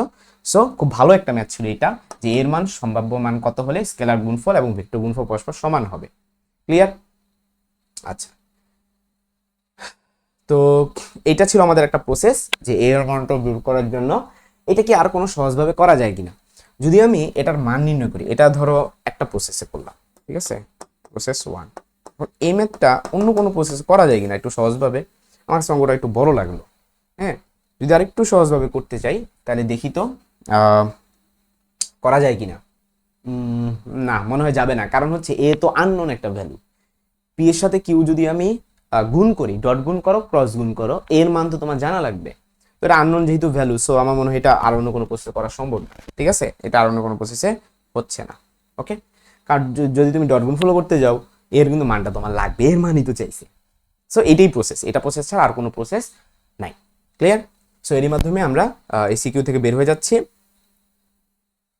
আমাদের পরবর্তী টাইপ যেটা ছিল ক্রস গুণফল, সেটাও আমাদের শেষ হয়ে গেছে। এখন আমরা ক্রস গুণফলের কিছু কমপ্লিমেন্টারি আরো কিছু জিনিস জানার চেষ্টা করব। যেমন হচ্ছে ক্রস গুণফলের কিছু কাজ আছে। তুমি যদি ক্ষেত্রফল নির্ণয় করতে যাও, তোমার কিন্তু ক্রস গুণফল কাজে লাগবে। যেমন কোন একটা হচ্ছে সামান্তরিকে তুমি ক্ষেত্রফল নির্ণয় করতে চাও, ঠিক আছে, সেক্ষেত্রে তুমি কি করবা? সামান্তরিকের ক্ষেত্রফল, সেক্ষেত্রে তুমি ক্রস গুণফল করবা। সামান্তরিক ক্ষেত্রফল দুই রকম ভাবে নির্ণয় করা যেতে পারে। একটা হচ্ছে সন্নিহিত বাহু দিয়ে, সন্নিহিত বাহুর মাধ্যমে, আরেকটা হচ্ছে কর্ণের মাধ্যমে। ঠিক আছে, কর্ণের মাধ্যমে। ধরো আমি একটা সামান্তরিক আঁকা দিলাম, ধরো এই যে একটা সামান্তরিক, এটা হচ্ছে আমাদের সন্নিহিত বাহু এ, আর একটা সন্নিহিত বাহু বি। সন্নিহিত বাহু মানে তো বুঝো যে কোনো একটা অ্যাঙ্গেল যদি থাকে, তাহলে সেই অ্যাঙ্গেল যে দুইটা বাহু ধারণ করে সেটাই সন্নিহিত বাহু। আর এটা হচ্ছে আমাদের কর্ণ। ঠিক আছে, তাহলে এ আর বি। তো এ আর বি কে যদি তুমি ক্রস গুণফল নির্ণয় করো, এ আর বি এর যদি তুমি ক্রস গুণফল নির্ণয় করো, ঠিক আছে, তারপর যদি তুমি মান নির্ণয় করো, তাহলে কিন্তু তুমি কি পেয়ে যাচ্ছ? এ আর বি যদি তুমি ক্রস গুণফল করো, ক্রস গুণফল করে যদি তুমি মান নির্ণয় করো, তাহলে কিন্তু তুমি সেই সামান্তরিকের ক্ষেত্রফল পেয়ে যাচ্ছ। আর যদি কর্ণ দেওয়া থাকে, কর্ণ, কর্ণ কারা কারা? এই দুইটা, এটা ধরো পি ভেক্টর আর এটা ধরো কিউ ভেক্টর। সেক্ষেত্রে কি করবা? সেক্ষেত্রে পি ভেক্টর এবং কিউ ভেক্টর ক্রস গুণফল করে হাফ দিয়ে গুণ করে নিবা। ক্লিয়ার? যদি সন্নিহিত বাহু হয় তাহলে এ ক্রস বি বের করে মান নির্ণয় করবা, আর যদি কর্ণ দেওয়া থাকে তাহলে দুইটা ক্রস গুণফল করে মান নির্ণয় করে আর সামনে একটা হাফ দিয়ে দিবা। এই আর যদি ত্রিভুজ হয়, ত্রিভুজের ক্ষেত্রফল নির্ণয় করতে বলে, তোমরা সবাই পারো ত্রিভুজের ক্ষেত্রফল হাফ ইন্টু ভূমি গুণন উচ্চতা, তাই না? এটা ছোটকাল থেকে পড়ে আসছো। তাহলে এটা কি হবে? হাফ ইন্টু, যদি আমি ত্রিভুজ আঁকি, ধরো এই যে একটা ত্রিভুজ, হ্যাঁ, সন্নিহিত বাহু কারা কারা? এই দুটো সন্নিহিত বাহু, এটা ধরো পি ভেক্টর, এটা কিউ ভেক্টর, তাহলে কি কত হবে? P cross Q. ঠিক আছে, এই ছিল আমাদের ক্ষেত্রফলের কনসেপ্ট। এবার আসি আমরা আরেকটা কনসেপ্ট, সেটা হচ্ছে একই তলে তিনটি ভেক্টর অবস্থিত কিনা আমরা সেটা বের করব। ধরো এদিকে একটা ভেক্টর, এদিকে একটা ভেক্টর, এদিকে ভেক্টর, হ্যাঁ, এরা একই তলে কিনা। তল মানে কি? এই যে ধরো বোর্ডের মধ্যে তিনজন অবস্থিত কিনা, সেটা আমি কেমনে বের করবো? সেটা বের করার একটা সূত্র আছে। এটা যদি এ ভেক্টর, যদি বি ভেক্টর, যদি সি ভেক্টর হয়, সূত্রটা হচ্ছে A dot B cross C. এটা যদি জিরো বের হয় তাহলে তারা একই তলে অবস্থিত। আবার বি ডট সি ক্রস এ, এটা যদি জিরো বের হয় তাহলে তারা একই তলে অবস্থিত। আবার C dot A cross B, এটা যদি জিরো হয় তাহলে তারা একই তলে অবস্থিত, বা এটাকে আমরা বলতে পারি সমতলীয়। ঠিক আছে, সমতলীয় হওয়ার শর্ত। সমতলীয় হলে কিন্তু সে 3D হয় না, সে 2D হয়, এটা মনে রাখবা। আমরা একটা সিকিউ সলভ করবার সামনে যে 3D ইমেজ তৈরি করে, তাহলে এই সমতলীয় হলে কিন্তু 3D ইমেজ ক্রিয়েট হবে না। ক্লিয়ার? সমতলীয় হলে অলওয়েজ 2D। এই আচ্ছা, আবার যদি বলে এটা একটা ঘনবস্তু তৈরি করবে কিনা, উত্তর হচ্ছে না, ঘনবস্তু তৈরি করবে না, কারণ ঘনবস্তু তৈরি করতে গেলে 3D হইতে হয়, বাট সমতলীয় মানে 2D। তো আমরা অনেকগুলো কনসেপ্ট শিখে ফেলছি, এখন চলো ম্যাথ সলভে চলে যাই। এখানে নটর ডেম কলেজে যে প্রশ্নটা আসছে সেটা সলভ করব। কিউ এবং আর এর মান যথাক্রমে, এখানে মনে আরেকটা ছিল, পিও ছিল, পি কিউ এবং আর এর মান যথাক্রমে 3 4 5 এবং পি প্লাস কিউ প্লাস আর ভেক্টর সমান সমান 0। তো স্যারে গতে বসে কিউ ডট আর নির্ণয় করো। একটা ঠান্ডা মাথায় একটা চিন্তা করে দেখো, কিউ ভেক্টরটা এটার মান কত? 4 না? আর ভেক্টরটা এটার মান কত? 5 না? তাহলে কিউ ডট আরটা আমরা কিভাবে নির্ণয় করবো? একটু ঠান্ডা মাথায় দেখো। দুইটা ভেক্টরের ডট গুণফল নির্ণয় করার সূত্র কি? দুইটা ভেক্টর ডট গুণফল নির্ণয় করার সূত্র হচ্ছে তাদের মানের সাথে তুমি cos থিটা দিয়ে গুণ করে দিবা। ঠিক আছে, এখন কিউ এর মান তো আমরা জানি, কিউ এর মান হইতেছে তোমার 4, আর এর মানও আমরা জানি, সেটা কত? 5, কিন্তু থিটা তো জানি না। এখন থিটাটা বের করে দিচ্ছি, খুবই সহজ। সেটা হচ্ছে, একটা চিন্তা করে দেখো, 3 4 5 পরিচিত পরিচিত লাগে না? অবশ্যই পরিচিত। সেটা হচ্ছে যে তারা পিথাগোরাস ফলো করতেছে।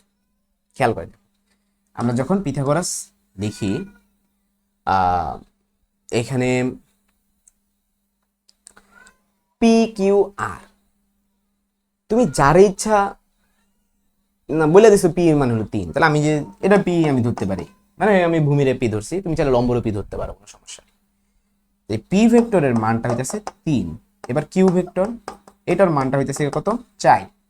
ঠিক আছে, কিউ ভেক্টর মানটা হইতেছে 4, এবং এটা ধরো হইতেছে আর ভেক্টর, এবং তারা তিনজন যোগ করে শূন্য হবে। তিনজন যোগ করে শূন্য হবে মানে কি? তারা সব একই দিকে কাজ করে। তাহলে এইদিকে, এইদিকে, আর এটা হবে এইদিকে। ক্লিয়ার? আচ্ছা, এখন স্যারে কি চাইছে? স্যারে চাইছে কিউ ডট আর নির্ণয় করতে, মানে এই যে এই ভেক্টরটা আর এই ভেক্টরটা, এই দুইটার ডট গুণফল করতে। এখন দুইটা ভেক্টর ডট গুণফল করতে গেলে অবশ্যই আমাদের কি জানা লাগে বলো দেখি? তাদের মধ্যবর্তী অ্যাঙ্গেলটা জানা লাগে। এখন এই মধ্যবর্তী অ্যাঙ্গেলটা আমার বের করতে হবে। তো এটা বের করা কঠিন কিছুই না। এটা যদি 3 হয়, এটা যদি 4 হয়, এই অ্যাঙ্গেলটা তুমি বের করতে পারবা হচ্ছে নর্মাল ত্রিকোণমিতি দিয়ে। ঠিক আছে, এটা যদি আমি থিটা নাম দিই, তাহলে বলো তো আমাদের থিটার মানটা কত? যদি এটা ঘুরায় চিন্তা করো, যে কবরে ভূততি, ঠিক আছে, তাহলে আমরা এইভাবে লিখতে পারি, কবরে এই যে cos থিটা, এটাই আমরা নির্ণয় করবো। কবরে ভূততি, ভূত হইতেছে গিয়ে 4, ভূত হইতেছে গিয়ে 4, ঠিক আছে। অতি, অতি হইতেছে গিয়ে আমাদের আর এর মান হইতেছে গিয়ে 5, তাহলে অতি বুঝিতেছে গিয়ে 5। দেখো ঠান্ডা মাথা দেখো, আমরা cos থিটা নির্ণয় করতেছি, আমি এটাকে থিটা নাম দিছি, এটাকে থিটা নাম দিলে আমাদের এটা ভূমি, এটা অতিভুজ। কবরে ভূততি, ভূত হইতেছে 4, 4, অতিভুজ হইতেছে 5, 5, তাহলে 5 5 যদি আমি কাইটা দিই, তাহলে আনসারটা কি দাঁড়াচ্ছে? 16। খুব সুন্দর একটা ম্যাথ ছিল, ছোট্ট বাট সুন্দর ম্যাথ। এবার সব ঘতে, ঘতে বলছে আর ক্রস পি ক্রস কিউ এর মান নির্ণয় করা যাবে কিনা গাণিতিকভাবে বিশ্লেষণ করো। প্রথম কথা হইতেছে এখানে ক্রস কিন্তু দুইটা, আগে তুমি এই ক্রসটুকু বের করে নাও, পি ক্রস কিউটা বের করে নাও। পি ক্রস কিউ এটা কেমনে বের করব? এটা যদি আমরা বের করতে যাই, প্রথমত যে কাজটা করা লাগবে, ফর্মুলা বসাই দিতে হবে, P Q sine theta. P এর মান তো জানি 3, কিউ এর মান জানি 4, সাইন থিটা, এই থিটা কিন্তু 90 ডিগ্রি না, খেয়াল করো এই চিত্রটা হচ্ছে এই অঙ্কের জন্য, ঠিক আছে? তো ভালো হয় কি এটা এখানে নাই কি আমরা ওটার পাশে, তাহলে সুন্দর মতো আমাদের নোট করা হয়ে গেল। হ্যাঁ, এই যে এখানে যদি আমি চিত্রটা আঁকি এটা সুন্দর হয়, এটা পি সমান সমান 3, এটা কিউ সমান সমান 4, এটা আর সমান সমান 5, এই বরাবর ভেক্টরগুলো ক্লিয়ার। দ্যাটস ইট, এটাকে আমি থিটা নাম দিয়েছি। ওকে, এবার এখানে আসো, এইটা থিটা কিন্তু 90 ডিগ্রি। কেমনে বুঝছি? কারণ দেখো পি আর কিউ, তাহলে এটা যদি আমাদের পি হয়, এটা যদি কিউ হয়, এই অ্যাঙ্গেল কিন্তু এখন 90 ডিগ্রি, তার কোনো অঙ্ক করার দরকার নেই। তাহলে যে কাজটা করবো ডাইরেক্ট লিখে দিব sin 90। এখন 3 গুণন 4 এর মান হইতেছে 12। তো আমরা পি ক্রস কিউ তো নির্ণয় করে ফেললাম। এখন এবার এটাকে আর এর সাথে ক্রস গুণফল করতে হবে। পি ক্রস কিউ কে তুমি ভিন্ন একটা ভেক্টর নাম দাও, এক্স ভেক্টর নাম দাও, ঠিক আছে? অন্য একটা ভেক্টর আমি নাম দিলাম, এই ভেক্টরটাকে এক্স নাম দিলাম, ঠিক আছে? তাহলে এখন আমরা কি করব, এই আর এর সাথে এক্স ভেক্টরে ক্রস গুণফল করব। তাহলে আর ক্রস এক্স, এক্স না দিয়ে অন্য কিছু ভালো হয়, কারণ দুইটা ক্রস হইতেছে দেখতে বাজে লাগতেছে। আমি ক্রস না দিয়ে এক্স নাম না দিয়ে ধরো হচ্ছে জেড নাম দিলাম, ঠিক আছে? তাহলে ভালো হয়। তাহলে আর ক্রস জেড ভেক্টর। এখন কেমনে নির্ণয় করবো বলো তো? দুইটা ভেক্টর ক্রস গুণফল কেমনে নির্ণয় করে? খুবই সোজা, সাইন দিয়ে। এখন আর, আর মানে কত? আর মানে হচ্ছে 5, জেড মানে কত? 12। এখন এই থিটাটা আমার লাগবে। এখন এই থিটা তো কি হবে কি হবে কি হবে, ঠান্ডা মাথায় চিন্তা করে দেখো, দুইটা ভেক্টর কিন্তু, তিনটা ভেক্টর কিন্তু একই দিকে ঘুরতেছে। তো একই দিকে ঘোরা মানে কি, p plus q plus r is equal to 0। তাহলে জিনিসটাকে আমরা এইভাবে লিখতে পারি যে P plus q is equal to minus r. তার মানে এই দুইটা ভেক্টর যোগ কইরা তৃতীয় ভেক্টরটার ডেরিভেটিভের সমান। তাহলে একটু ঠান্ডা মাথায় চিন্তা করে দেখো তো, দুইটা ভেক্টর যোগ মানেই তো তাদের লব্ধি, তার মানে এদের লব্ধিটা এটার সমান। তাহলে একটু ঠান্ডা মাথায় চিন্তা করে দেখো, এই যে দুইটা ভেক্টর ছিল আমাদের, যদি তারা একই দিকে ঘুরে থাকে, আমরা যদি তাদের লব্ধি নিয়ে চিন্তা করি, পি আর কিউ লব্ধি করে আমরা আর পাচ্ছি, মানে এই দুইটাকে লব্ধি করে আমরা এইটা পাচ্ছি। ক্লিয়ার? এই দুইটা লব্ধি করে আমরা এইটা পাচ্ছি। তাহলে একটু ঠান্ডা মাথায় চিন্তা করো, লব্ধির কনসেপ্ট তো গেল। এবার ক্রস গুণফল কনসেপ্টে আসো। একটু আগে আমরা শিখছিলাম, এটা যদি পি হয়, এটা যদি কিউ হয়, আর হবে 90 ডিগ্রি অ্যাঙ্গেলে, ঠিক কি না? তার মানে আমাদের এই আর বোর্ডে দেখা মনে হইতাছে এইখানে অবস্থিত, বাট আসলে খেয়াল করে দেখো, এটাকে আমাদের শিফট করতে হবে। এটাকে আমরা এই জায়গায় নিয়ে আসবো, এই জায়গায় নিয়ে আসলে আমাদের আর ভেক্টরটা হবে এই বরাবর। খেয়াল করে, আর ভেক্টরটা হবে এই বরাবর, ঠিক আছে? আচ্ছা, পি ভেক্টরটা আর এই যে কিউ ভেক্টরটা ছিল, এই দুইটা ভেক্টরকে আমরা ক্রস গুণফল করব। কইরা যে ভেক্টরটা হইছে সেটা ডিরেকশন বের করব। পি আর কিউ ক্রস গুণফল করে আমরা জেড পাইছিলাম, মান জানি 12, বাট আমি কিন্তু ডিরেকশন বের করি নাই। ডিরেকশনটা হবে এই বরাবর। কেন? কারণ ক্রস গুণফল বেসিকই তো এইটা, ক্রস গুণফল বেসিকই হচ্ছে 90 ডিগ্রি অ্যাঙ্গেলে সে থাকে। ক্লিয়ার? দুইটা ভেক্টরের ক্রস গুণফলটা, নতুন যে ভেক্টর বের হয় সেটা 90 ডিগ্রি অ্যাঙ্গেলে থাকে। তার মানে পি যদি এদিকে হয়, কিউ যদি এদিকে হয়, তাহলে পি আর কিউ এর ক্রস গুণফল করে আমরা যে জেড পাইছিলাম, সেই জেড কোন দিকে হবে? সেই জেডটা হবে এই 90 ডিগ্রি অ্যাঙ্গেলে, ঠিক আছে? এই 90 ডিগ্রি অ্যাঙ্গেল। এখন আর অবস্থিত এইখানে, জেড অবস্থিত 90 ডিগ্রি অ্যাঙ্গেলে। আমি যদি কোশ্চেন করি এই জেড এবং আর এটার মধ্যবর্তী অ্যাঙ্গেল কত? 90 ডিগ্রি। কেমনে? তুমি দেখো, আর তো এই বোর্ডের মধ্যে অবস্থিত, তাই না? আর জেডটা কি এই বোর্ডের সাথে 90 ডিগ্রি অ্যাঙ্গেলে, তাহলে জেড এর সাথে আর কত ডিগ্রি অ্যাঙ্গেলে? 90 ডিগ্রি। তারপরে সহজ বাংলা ভাষা এই থিটার মানটাও 90 ডিগ্রি। আশা করি বুঝতে পারছো। মানে আর হইতাছে এইদিকে, আর জেড হইতাছে বোর্ডের সাথে 90 ডিগ্রি অ্যাঙ্গেলে। হ্যাঁ, তাহলে আর এবং জেড এর অ্যাঙ্গেল তো এই থিটা 90 ডিগ্রি। তাহলে কত দাঁড়াচ্ছে? 5 12 60। আমাদের প্রশ্নে বলছিল যে আর ক্রস পি ক্রস কিউ জানি কিনা, এই যে জেড মানেই তো পি ক্রস কিউ, তাহলে আর ক্রস পি ক্রস কিউ সমান সমান মানটা নির্ণয় করা সম্ভব কিনা প্রশ্নটা বলছিল। উত্তর হচ্ছে হ্যাঁ সম্ভব, এবং এই মানটা 60। এই প্রশ্নটা অ্যাকচুয়ালি সাস্টে আসছে। আর নটরডেম কি কাজটা করছে, এটা সাস্টে আসে একটা এমসিকিউ, নটরডেম কি করছে, এটা সিকিউ বানাই দিছে। আশা করি বুঝতে পারছো। ওকে, আমরা এখন চলে যাচ্ছি আমাদের পরবর্তী সিকিউতে। উদ্দীপকটি লক্ষ্য করো এবং নিচের প্রশ্নগুলোর উত্তর দাও। এ ভেক্টর দিছে, বি ভেক্টর দিছে, সি ভেক্টর দিছে, স্যারে বসে মধ্যবর্তী কোণ নির্ণয় করে। এটা আমি অলরেডি শিখাইছি, সেটা তোমাদের এইচডব্লিউ মধ্যবর্তী কোণ নির্ণয় তোমাদের শিখাইছি। উদ্দীপকে ভেক্টর 3টি দিয়ে একটি আয়তাকার ঘনবস্তু তৈরি করা সম্ভব কিনা গাণিতিক বিশ্লেষণ করো। এটাও তোমাদেরকে শিখাইছে অলরেডি, যে আয়তাকার ঘনবস্তু হইতে হইলে তাদের কি হইতে হবে, A dot B cross C এই মানটা যদি 0 হইয়া যায় তাহলে তুমি দেখবা যে তারা কিন্তু একই সমতলে অবস্থিত। ক্লিয়ার? আবার বি ডট সি ক্রস এ যদি এটা হইয়া যায় তাহলে কিন্তু তারা একই সমতলে অবস্থিত। মানে এগুলোর কোনো একটা হয়ে গেলেই তারা একই সমতল, আর একই সমতলিত হইলে তারা কিন্তু আয়তাকার ঘনবস্তু তৈরি করে না। ক্লিয়ার? এটা হলো একটা কনসেপ্ট, যে আয়তাকার ঘনবস্তু তৈরি করে কিনা সেটা বের করার আমরা কনসেপ্ট শিখে গেলাম। ঠিক আছে? এগুলোর কোনো একটা দেখবা পড়ে গেছে গা। হ্যাঁ, তুমি এর সাথে A dot B cross C করো, দেখবা হয়ে গেছে। আচ্ছা, এখন ধরো তুমি অন্যভাবে এটা সলভ করতে চাও, যে তারা 3D কিনা সেটা অন্যভাবে সলভ করতে চাও, সেটার জন্য তুমি কি করতে পারো, যে তুমি একটা চিত্র টাকতে পারো, আয়তাকার ঘনবস্তু চিত্র টাকতে পারো। হ্যাঁ, আমরা চলো অন্যভাবে একটু চিন্তা করি। এটা একটা ভাবে তো আমরা দেখলাম যে সমতলীয় কিনা সেটা আমরা চেক করলাম, এখন সমতলীয় হয়ে গেলে তো হইলো। এখন ধরো সমতলীয় হইলো না কিন্তু আয়তাকারও না, সেক্ষেত্রে চিত্রটা কেমনে হবে? এই যে একটা বস্তু আমি আঁকলাম, এই যে আয়তাকার বস্তুটা আমরা আঁকলাম। এবার আমরা দেখব প্রত্যেকটা ভেক্টর কে কোথায় অবস্থিত। এই যে এ ভেক্টর এটা, তারপরে কি বি ভেক্টর এটা, সি ভেক্টর এটা, তাই না? বেসিক তো এই 3টা বাহু, এই 3টা বাহুই তো ওগুলা।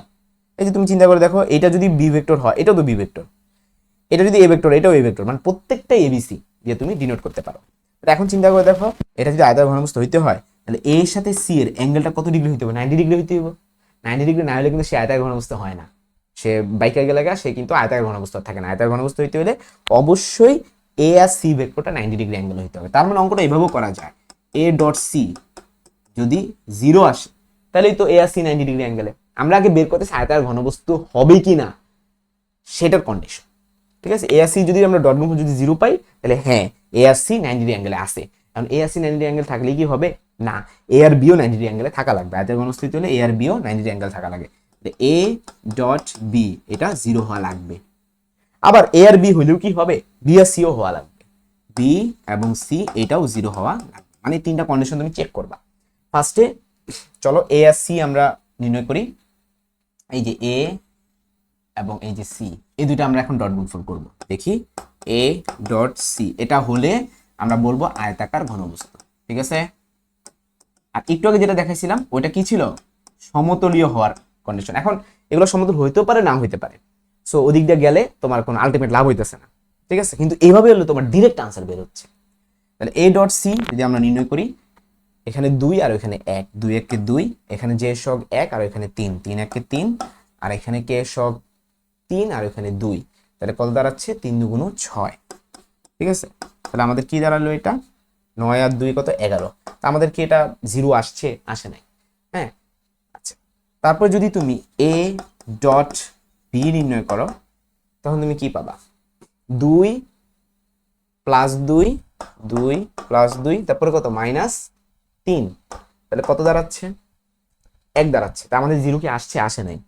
তারপর আরেকটা কি আছে, B dot C, B dot C যদি করি 1 আর 1 তাহলে 1 হবে, 2 আর 3, 3 2 6 হবে, তারপরে -2 হবে, তাহলে 7 থেকে 2 চলে গেলে 5। খেয়াল করে দেখো আমাদের এটা 0 যদি হইতো, যে 3টাই 0, তখন আমরা বলতাম আয়তাকার ঘনবস্তু।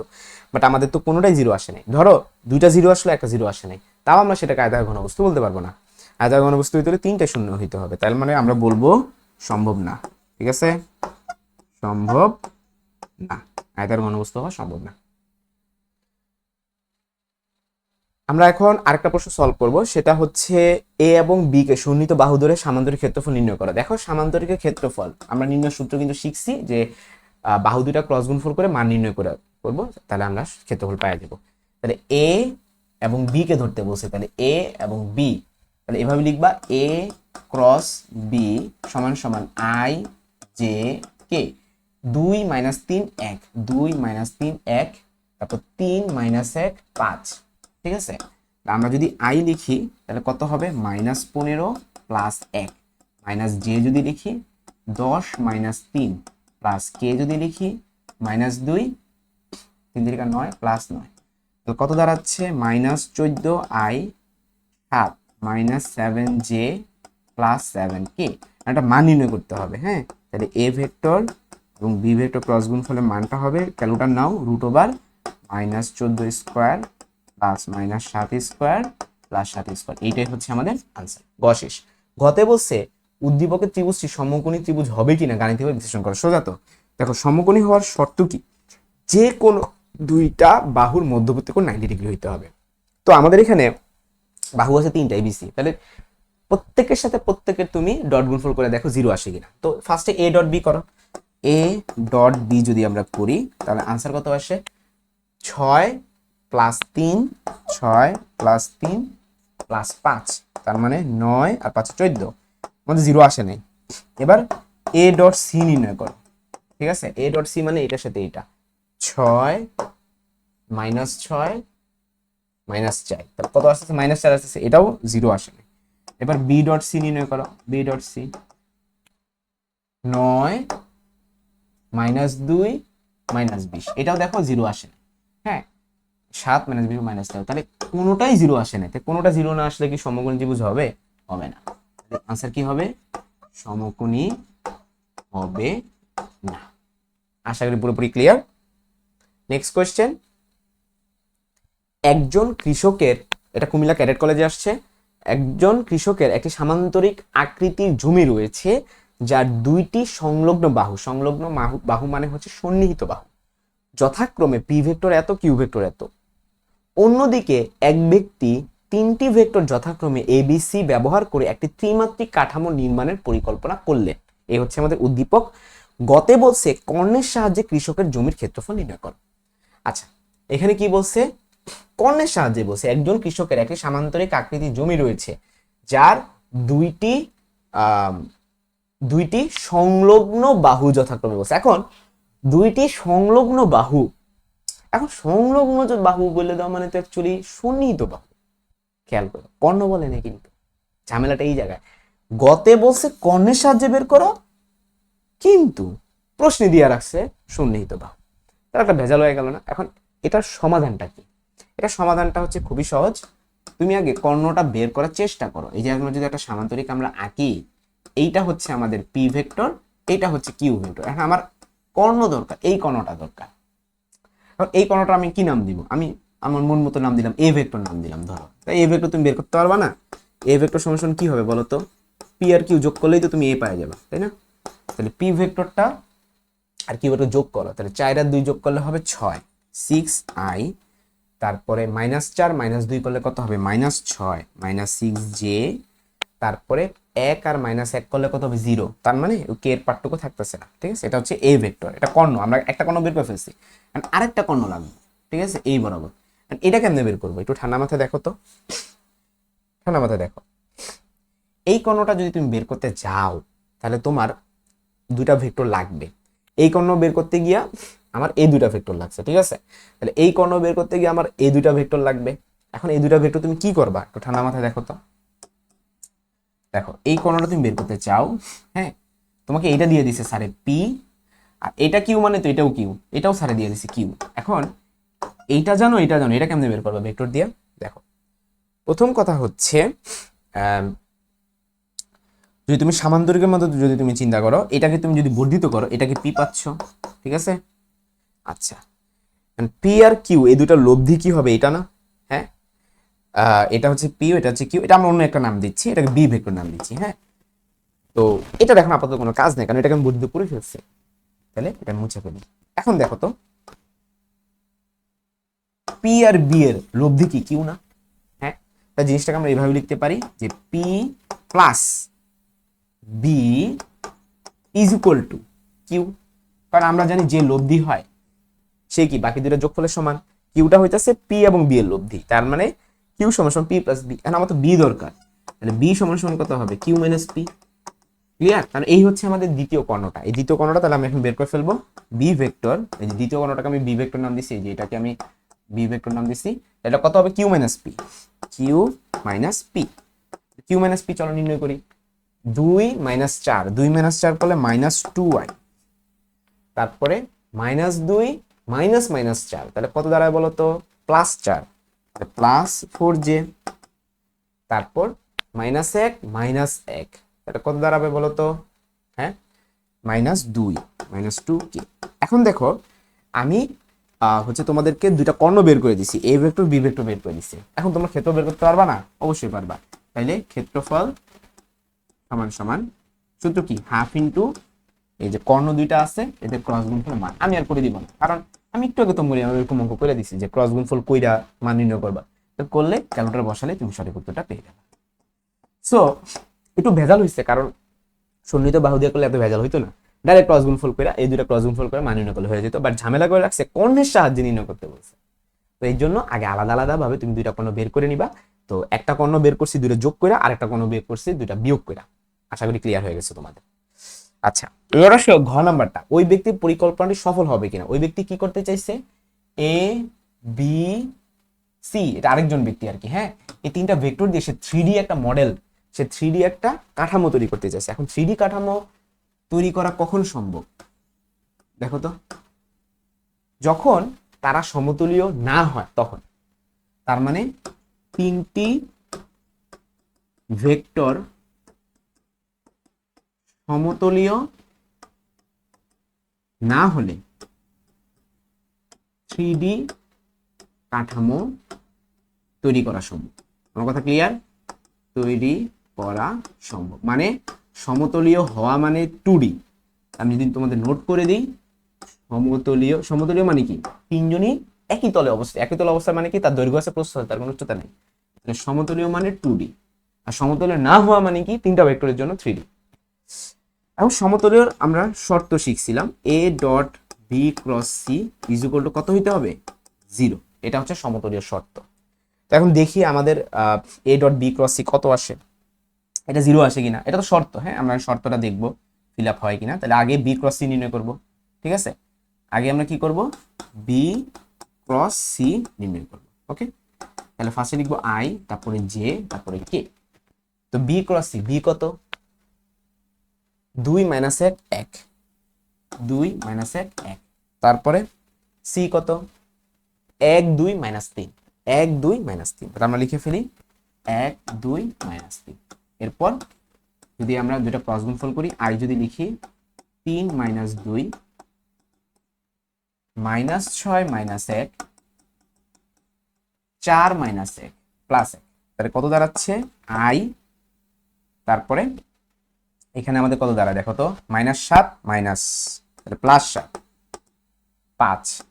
তাহলে এই যে আমরা ভেক্টরটা পাইলাম, এটাকে এখন এ ভেক্টর সাথে ডট গুণফল করব। তাহলে A dot B cross C, এর সাথে ডট গুণফল করো, এর সাথে ডট গুণফল করো। এর মানটা কত ছিল, এই যে 3 - 4 5, তাহলে 3, 3 এর সাথে 1 গুণ করলে 3, এরপর -4 মাইনাস, তাহলে 28, তারপর 5 5 5 25। দেখো আমার এটা উত্তর 0 আসছে। 25 এর 3 যোগ করলে 28, 28 থেকে 28 বিয়োগ করলে 0। তার মানে A dot B cross C করে আমরা পেয়ে গেলাম 0। এখন A dot B cross C করে 0 পাওয়া মানেই তো তারা সমতলীয়, আর সমতলীয় মানে 3D কাঠামো তৈরি সম্ভব না, তৈরি সম্ভব নয়।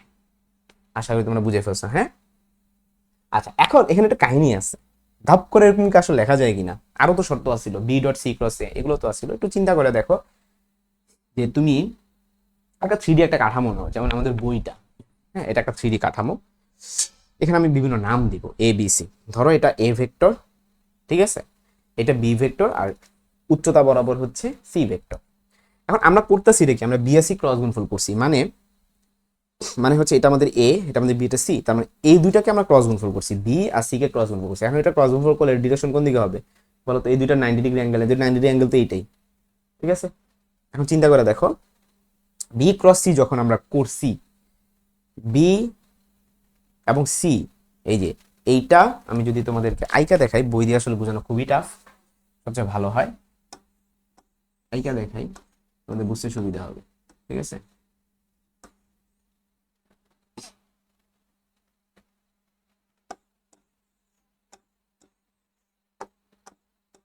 এই এখান থেকে বোঝার চেষ্টা করো যে 3D যদি একটা কাঠামো হইতে হয় তাইলে কিরকম হয়, আর একটা তলের মধ্যে হইতে হলে কিরকম হইতে হয়। তো এটা ধরো একটা প্লেন একটা তল, তাহলে ওর কিন্তু খেয়াল করে দেখো তিনটা ভেক্টর, একটা ভেক্টর আমি এদিকে আঁকলাম, নাম কি দিব এ ভেক্টর, আরেকটা ভেক্টর আমি এই দিকে আঁকলাম, নাম কি দিব বি ভেক্টর। এখন তোমরাই বলো এইটা 90 ডিগ্রি অ্যাঙ্গেল কি ইন্ডিকেট করে, তাতে ক্রস গুণফল। আমি আরেকটা ভেক্টর নাম দিলাম, ধরো ফর এক্সাম্পল এখানে আরেকটা ভেক্টর সি ভেক্টর। হ্যাঁ, তাহলে বি আর সি এর ক্রস গুণফল কোন দিকে হবে? বি আর সি এর ক্রস গুণফল হবে এই যে উপরের দিকে, বি আর সি এর ক্রস গুণফল হবে উপরের দিকে। ঠিক আছে, এখন যদি এমন হয় যে এটা তো বি ক্রস সি, এই ভেক্টরটা এর সাথে আবার 90 ডিগ্রি অ্যাঙ্গেল ক্রিয়েট করে, তাহলে আমরা কি বলতে পারি? এরা সবাই একই তলে আছে, ঠিক কি না?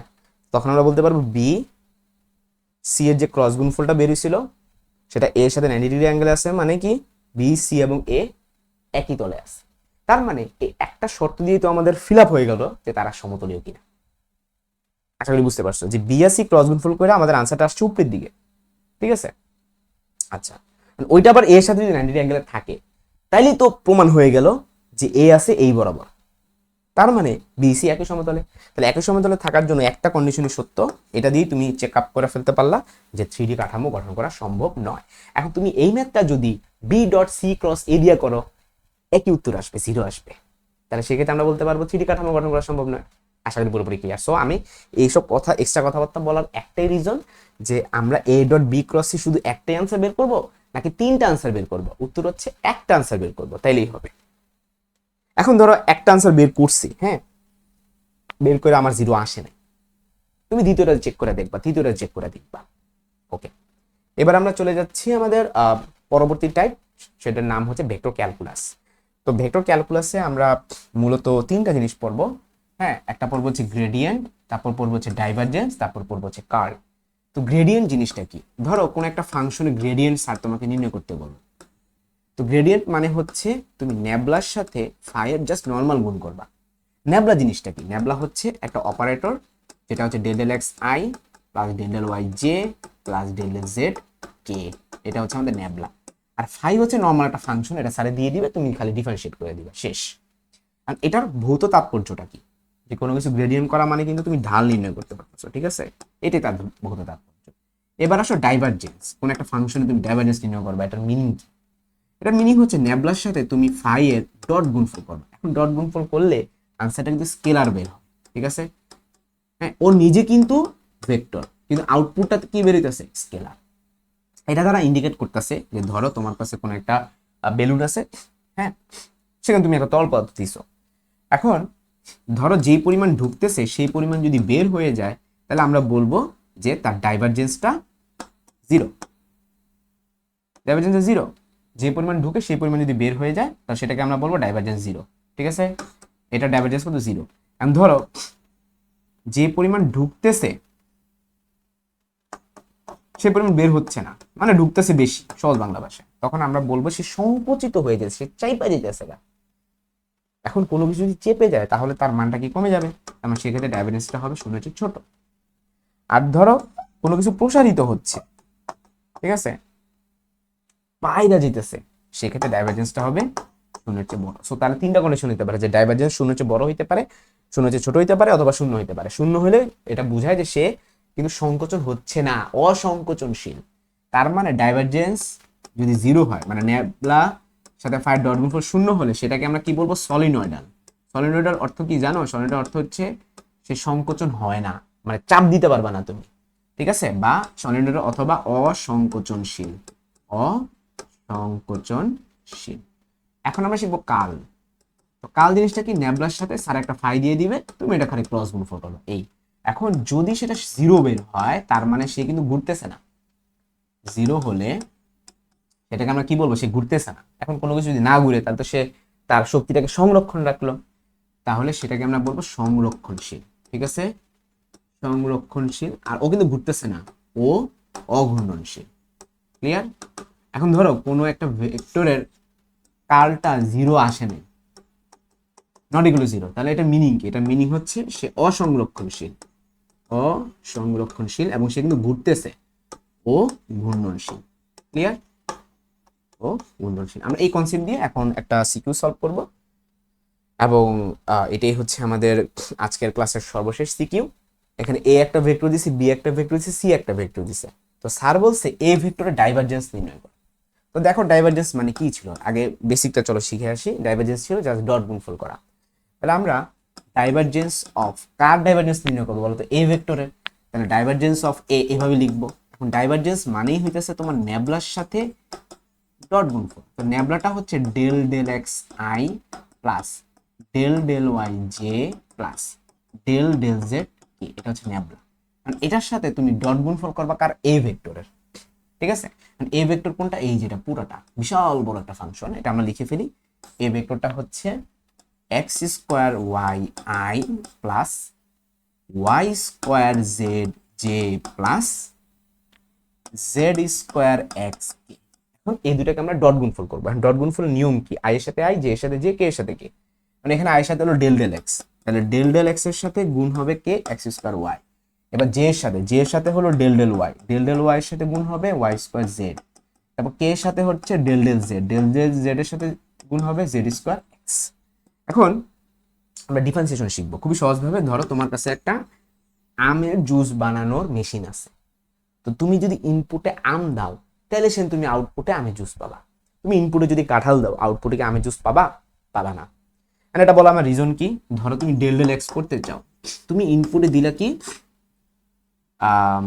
ফর এক্সাম্পল তুমি দিলা 2, তুমি আউটপুটে পাবা 0। কারণ কি, তুমি আমের জুস বানাইতে চাও, তোমার তো আম থাকা লাগবে। এখানে আম হলো এক্স, ডেল ডেল এক্স মানে কি, এটা আমের জুস বানানোর মেশিন, তোমার এক্স থাকা লাগবে। তোমার তো এখানে এক্স নাই, তো এক্স না থাকলে উত্তর হবে 0। এখন ধরো তুমি ইনপুটে দিলা 2x, আউটপুটে তুমি পাবে 2, মানে এক্সটা চলে যাবে। তুমি যদি আমের জুস বানাও, ইনপুটে আম দিলে আউটপুটে কি আর আম থাকে, আমের খোসা টোসা কি থাকে, থাকে না। তার মানে 2x ইনপুটে দিলে আউটপুট হবে 2, ইনপুটে যদি তুমি 3x দাও আউটপুট হবে 3। মানে সহজ বাংলা ভাষায় 3x কে x এর সাথে ডিফারেন্সিয়েট করলে 3 হয়, 4x কে x এর সাথে ডিফারেন্সিয়েট করলে 4 হয়, এটাই বুঝাইতেছি। এখন ধরো তুমি ইনপুটে দিলে 2x স্কয়ার, আউটপুট কি হবে, আউটপুট তখন একটা ফর্মুলা সে ফলো করবে। আমরা জানি ddx x to the power n সমান সমান nx to the power n minus 1। এটা হচ্ছে সূত্র। মানে এই পাওয়ারে যেটা থাকবে এটা সামনে চলে আসবো, তারপরে পাওয়ার 1 কমে যাবে। ঠিক আছে, তো 2 থেকে পাওয়ার 1 কমে গেলে 1 হয়। এখন সামনে কিন্তু আরেকটা 2 আগে থেকে ছিল, তাহলে এখানে আরেকটা 2 হবে, তাহলে 2 দুগুণ 4, তখন হয়ে যাবে 4x। আশা করি বুঝতে পারছো। এখন এটা পাশে যদি ধরো একটা y থাকে, কোনো সমস্যা নেই, y তখন কনস্ট্যান্ট হিসেবে কাজ করবে, পাশে তুমি y রেখে দিবে। ওকে, তো চলো এই কনসেপ্ট দিয়ে এখন এটা সলভ করি। যেমন এখানে আমাদের আম হইতেছে এক্স, ইনপুটে যদি আমি এক্স স্কোয়ার দিই তাহলে আউটপুটে পাবো 2x, এন্ড পাশে একটা ওয়াই ছিল ওয়াই।